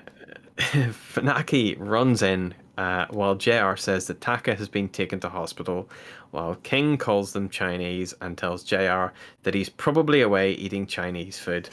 King calls for another replay again. One thing I want to say, I'm not sure if it was at this time or maybe it was later in the match, but I just thought it was a funny line where Lawler says, JR, the only thing you run for is dinner. And JR goes, what's wrong with that? And I was like, I agree. Dinner is always good. King in small doses is okay. King ramped up to 11. Cocaine high King is not for me. Yeah, horny, racist King is... I don't like that. Yeah, not a fan. Number 22 is Sexual Chewbacca, aka Prince Albert, who is basically just a walking carpet at this stage. Lawler had a funny line about him. Well, not really funny, but it might be a little disgusting. But he was like, Albert showed me his tongue piercing, and he said, and the other one he showed me hurt a lot more. Yeah, I think JR immediately sort of swiftly moved him on from that one. Edge is eliminated by Snow and Venus. Hardcore Holly is number 23. The Rock is number 24, and he comes out to a monster pop. And he immediately puts the boots to Boss Man with punches and everything. Mr. Ass is 25. The Rock eliminates Crash Holly. I think I did Bossman get put out by Rock here, I believe, as well? I think he got put out. Yeah. Big Show is 26, eliminating Test and Gangrel. He delivers a massive gorilla press slam to Holly in the middle of the ring, which is like, why didn't you just chuck him over the top? Yeah. JR even asked that. Yeah. Bradshaw is number 27, but he also gets jumped by the Main Street Posse, but he kills all of them with really stiff clotheslines. But the New Age Outlaws throw him out. Kane is 28, who immediately eliminates Val Venus, who blames it on Joe Biden and doesn't accept it at all and says that it's a conspiracy theory. It doesn't really, but I'd imagine that's what he would do in 2022 if he was in the Royal Rumble. Number 29 is The Godfather with his Ho Train. For fans who didn't grow up in this era, The Godfather, aka Papa Shango, aka Kama, aka many other gimmicks that he's had over the years. The Good Father, yes, as well. Would come out dressed as a pimp with a train of locally sourced young women. I believe they used to source them from strip clubs. And this is the year 2000, folks. This is what they did. And one of them tripped. She didn't fall, but she tripped, and I chuckled at that. Because she stepped on the cable or something, and could have been disastrous, for that young lady. This is the year 2000, folks, and obviously they would Godfather would go on to make weed references and all sorts of edgy things that were happening at that time that were cool, as it were. He was basically like if Snoop Dogg was a wrestler, but a lot beefier. That would be him. You have to say, I do love Godfather's look. I'm not sure about the character work, but I think his look is awesome. But I was a massive fan of Papa Shango, and I like seeing him. He seems like a nice dude. Charles Wright, I believe his name is. Kane eliminates Albert. We get another replay of poor Taka, who King once again says that he's Chinese, and then JR snaps and says that he's had enough, and he actually tells him to not be xenophobic. And I was like, wow, on live pay-per-view, King gets told to not be racist. That is just unbelievable. And that probably came yeah, from JR himself. He probably had enough of his shit for real. I guarantee it did, and I'm sure he was, because he was fed up of having to remind them they're Japanese. You know they're Japanese. He had to actually say that to them. You know that they're Japanese. Stop doing it. Anyway, yeah, King can fuck off in this match. X-Pac is number 30 and is the last entrant. Al Snow eliminates Hardcore Holly. Big Show eliminates Godfather. The Rock eliminates Al Snow. Mr. Ass eliminates the Road Dogg. Kane eliminates Mr. Ass. The Rock launches X-Pac over the ropes into the stratosphere, but the refs don't see it because they're distracted by Kane and the New Age Outlaws and stuff. This just annoyed me. Yeah, because Kane gets dragged to the outside, and all of the refs are trying to get Kane back into the ring because he didn't go over the top rope; he goes under it or through it or something. Yeah, why? Like they clearly said in the beginning, you don't have to be in the ring. Yeah, it's ridiculous. At least one ref should stay back and watch the eliminations, but no, they all had to run over there, and X-Pac, who almost died getting eliminated, he just gets back in like it's nothing. He does. He just runs. He sprints back in. Kane slams Big Show, but X-Pac hits him with a spinning wheel kick and puts him out. Because X-Pac and him were feuding at the time over Tori, who is aligned with Kane at the moment. Big Show gorilla press slams X-Pac over the top rope in a huge spot. Like, this was like, if I was X-Pac, I'd be pretty much pissed that I went back into the ring to take this. Yeah.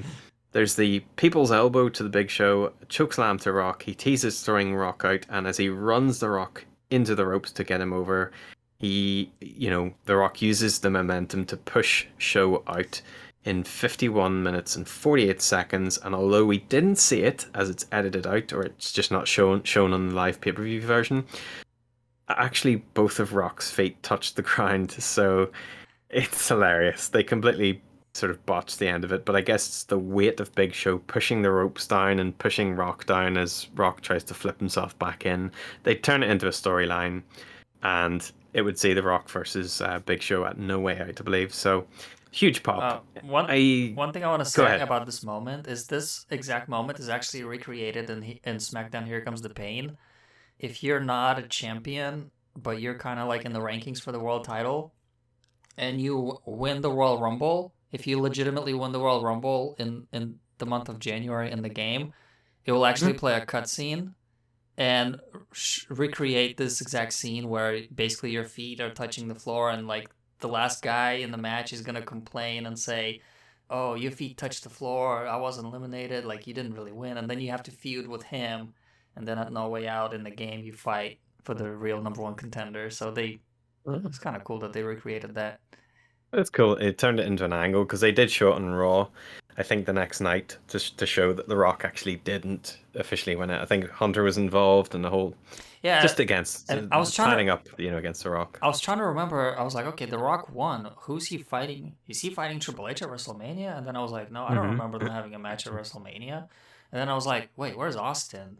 And then I was like, oh no, he's injured. Like, what's the WrestleMania match? Yeah. And then I remembered that Fatal 4-Way at WrestleMania 2000. I was like, oh no, I think we did that show actually a long time ago.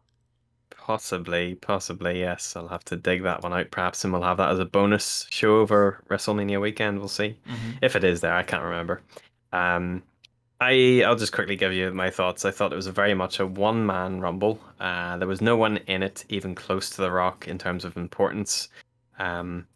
It's kind of a weird Rumble, I think, for me.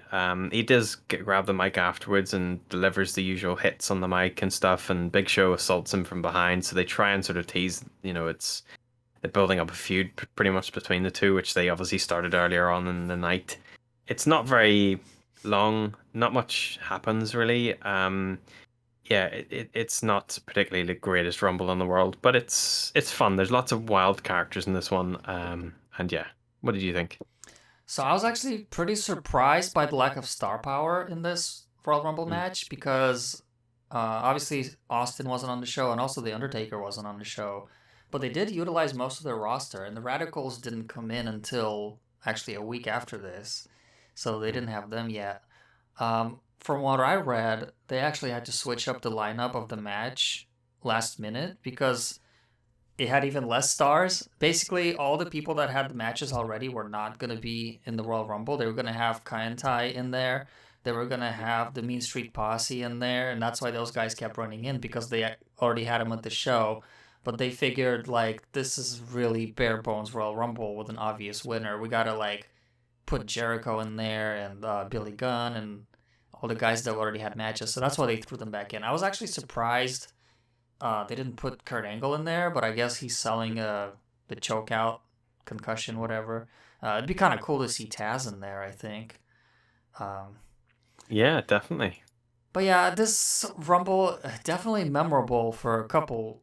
For the dancing with Too Cool, because that still gets played in all kind of highlight reels all the time, and that controversial finish, of course, like in the game and everything that they carried over.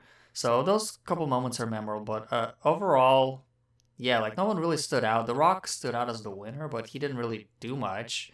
I think the person that stood out to me personally the most is Rikishi, because he kind of dominated for a while and he had the spotlight focused on him more than anyone else. Yeah, I forgot to rate this. I give it a 2 out of 5. I thought it was very unmemorable. See, I'm trying to compare it to the previous Royal Rumble we did, which was 1992, and that one had better moments than this one, but this one had some better moments than that one. So I kind of, overall, I think they're about the same for me. So I'm gonna have to give this one a 3 out of 5. Okay. Fair enough.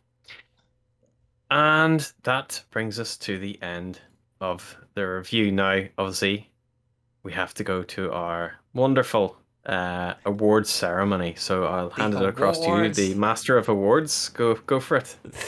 Welcome, everybody, to our WrestleBlast Awards, where we have various categories, where we have a few nominees, and then we pick the best one for each one. So our first, and I'm misspeaking because I'm reading ahead too far. Our first category is Best Entrance of the Night, which was pretty difficult to pick because of the constraints of the arena. Nobody really had any pyro or anything fancy. They just kind of took 5 steps and there was the ring. But I tried to kind of scrape the barrel. And nominee number 1 is Triple H, mostly because of the flashing lights and that music that we talked about earlier. Nominee number 2 is Chris Jericho, and nominee number 3 is Tazz. Ooh, do you want me to start, or do you want to? Well, who are you leaning towards? I have a winner. I'm not leaning. I'm full tilt. I'm going for Tazz. Okay, me too. That pop he got, he looked like a total badass. Yes. Yeah. So that's and we get the "It's tires." Yeah, that's right. Yeah, that memorable quote. So our second category is called Dress to Impress, which is the best attire of the night. And again, this was kind of difficult to pick because everyone kind of wore their regular attires. Nobody really went above and beyond. And I'm not going to count the women in this because that's too cheap and too inappropriate. So I'm going to go with nominee number 1 is Kurt Angle. Second nominee is Jeff Hardy with his rainbow hair, which I think is pretty cool for its time. And third is your boy Mosh with his giant titties. He's the only one that went above and beyond. He tried to be different. He did, and how different he was. I am going to have to vote for Kurt Angle, just because this is classic Kurt in the sort of red, white, the Captain America colors, I guess you could call it. Yeah. Just looks amazing. I'm honestly not a fan of any of these attires, but I'm gonna give you Kurt because I do agree that's obviously one of the better ones. So yeah, Kurt will be our winner again. That's a two-time winner. Yeah, two-time Dress to Impress winner. He did win the TNA. God, he's just too fresh. All right, the Joey Styles "Oh My God" award. This was difficult. I really had to kind of condense some of these choices. And unfortunately, some great spots are not going to win that would probably win on any other show. Also, since there's so many spots in this show, you can throw one in yourself if you have one that I don't mention. But okay. First nominee is Bubba Ray Dudley falling off the balcony through the tables. Second nominee, Jeff Hardy's Swanton Bomb off the balcony to Devon to put him through the tables.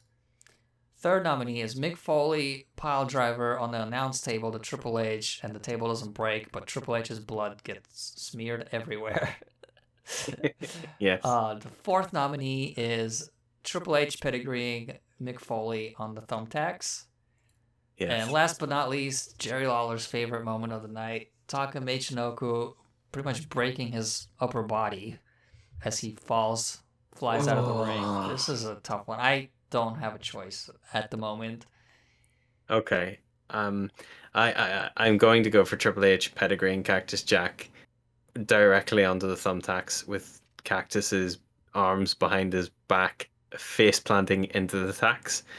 I can't vote for Taka. I'll give him an honorable mention because it's not nice to see. Whereas I think one is a controlled. That's right. That's true. Yeah. Impact, and that one is uncontrolled, and it's just sad to see him getting injured. I'm glad to see he's okay. Still wrestles to this day in New Japan, so yeah, good on Taka. But what do you think then? Who should win this one? Yeah, I'm gonna agree with you because of just how legendary the match and the moment is of the pedigree on the thumbtacks. You already gave a shout out to Taka. That was my second choice. I'm also gonna give a shout out to Jeff Hardy's Swanton Bomb because that was kind of first of its kind also at that time, and it's in a lot of highlight reels and packages as well. So yeah, we're gonna have to give the medal or the trophy to Triple H pedigree. Okay. All right, the comedy gold medal, funniest moment of the night. I don't even think we mentioned this, but when Bubba Ray Dudley put Matt Hardy through the table, the way he was celebrating was funny to me because he was just leaned back and over, and he was just standing like this for a few moments. Second nominee is Kurt Angle backstage asking if he won, even though he got choked out. Okay. Third nominee, it's not funny to me personally, but I guess it should be in the funny category. But Jerry Lawler acting like a 14-year-old boy during the bikini contest. Mm-hmm.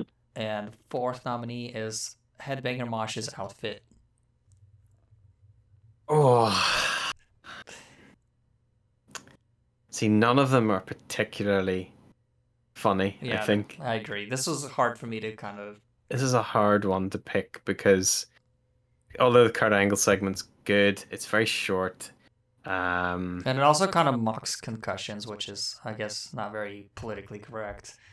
Yes, I think it should go. If I could have an alternative slotted in here, I would actually say the funniest moment on the show for me was Jonathan Coachman fluffing Linda McMahon's name and somebody laughing audibly on the microphone. What did he call her? He stumbled on her name, and somebody you could just hear was laughing. I'm going to guess it was Vincent McMahon, but I don't know. Huh. I can't be sure. But somebody just went that on the mic. For some reason, I did not catch that, so I don't recall. I'm really leaning towards Mosh's outfit because that's the only thing that put a legitimate smile on my face. Okay, let's go for Headbanger Mosh. I think. Yes. We'll go with that.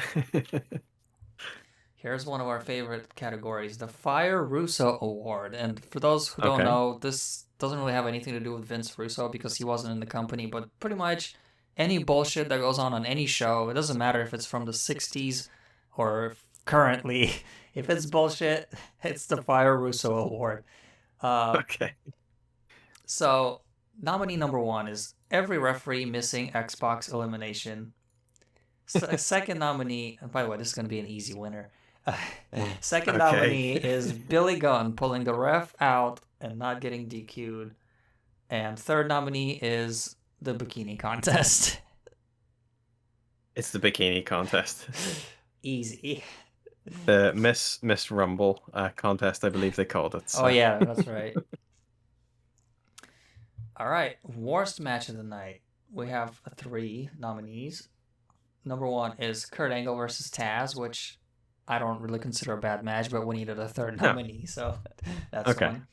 The Intercontinental Championship Triple Threat match of Chris Jericho, Chyna, and Hardcore Holly. And the third nominee is the A.P.A. against the New Age Outlaws. It's the APA versus the New Age Outlaws. It'd be a sin to even call it a match. It was like the lads just came out for a little wave to the crowd and then immediately went to the back. It was pointless. Yes, it was a waste of time, like we mentioned earlier. On the flip side, best match of the night. We have 3 nominees. Number 1 is the tag team table match between the Dudley Boyz and the Hardy Boyz.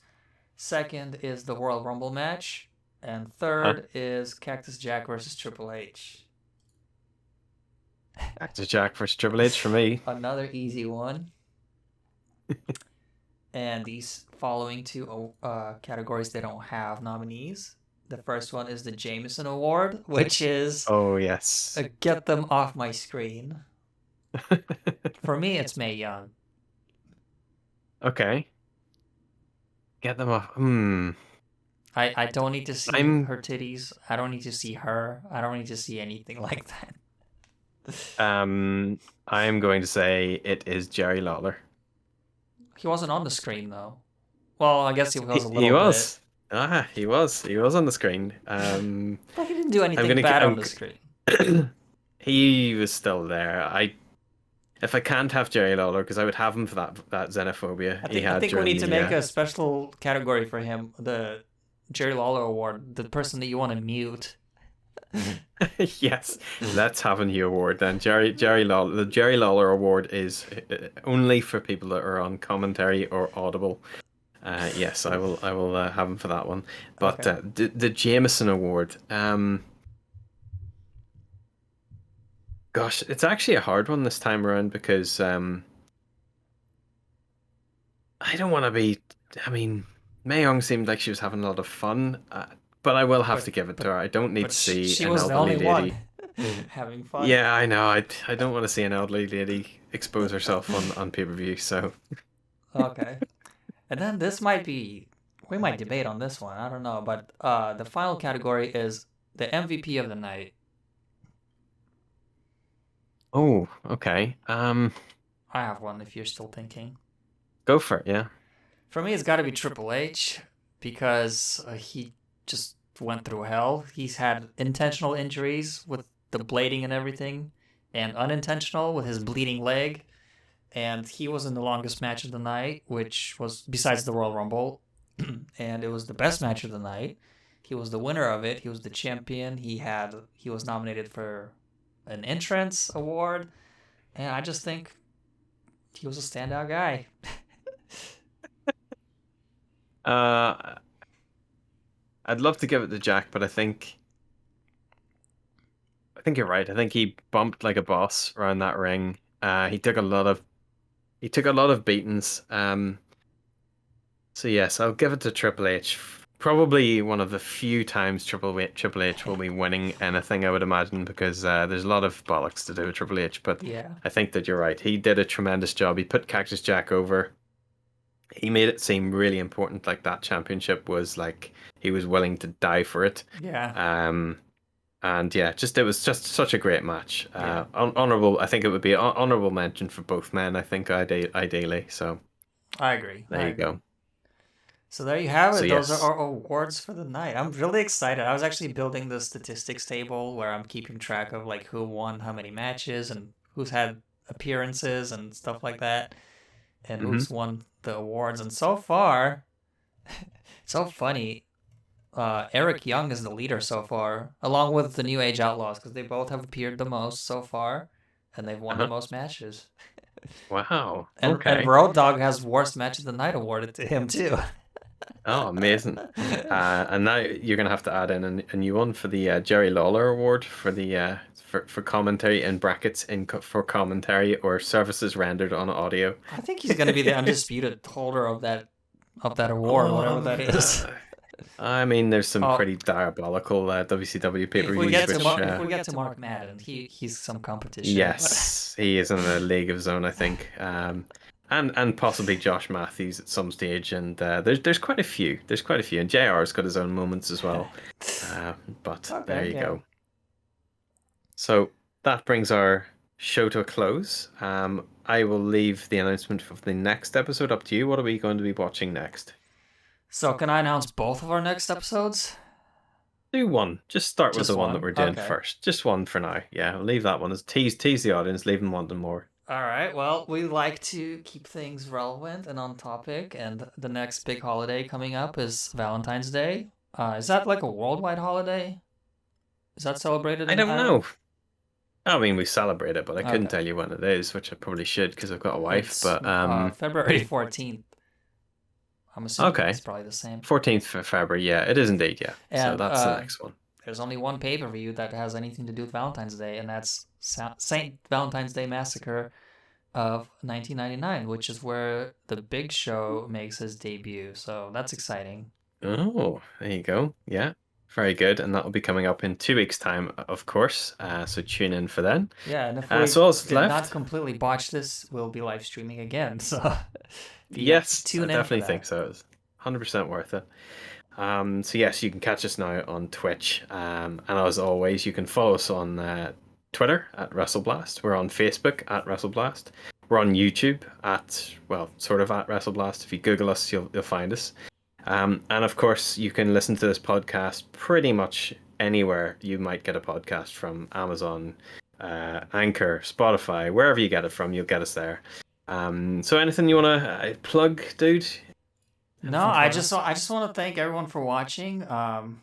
Whether you're listening on Spotify, on YouTube, if you're following our Twitter, if you're paying any attention to us, thank you so much, and share with your friends. And yeah, if you're not down with that, I got 2 words for you. Suck it. I thought you were gonna go. I thought you were gonna say goodbye. I'm gonna be PC. I'm gonna say goodbye as my 2 last words. No, it's suck it.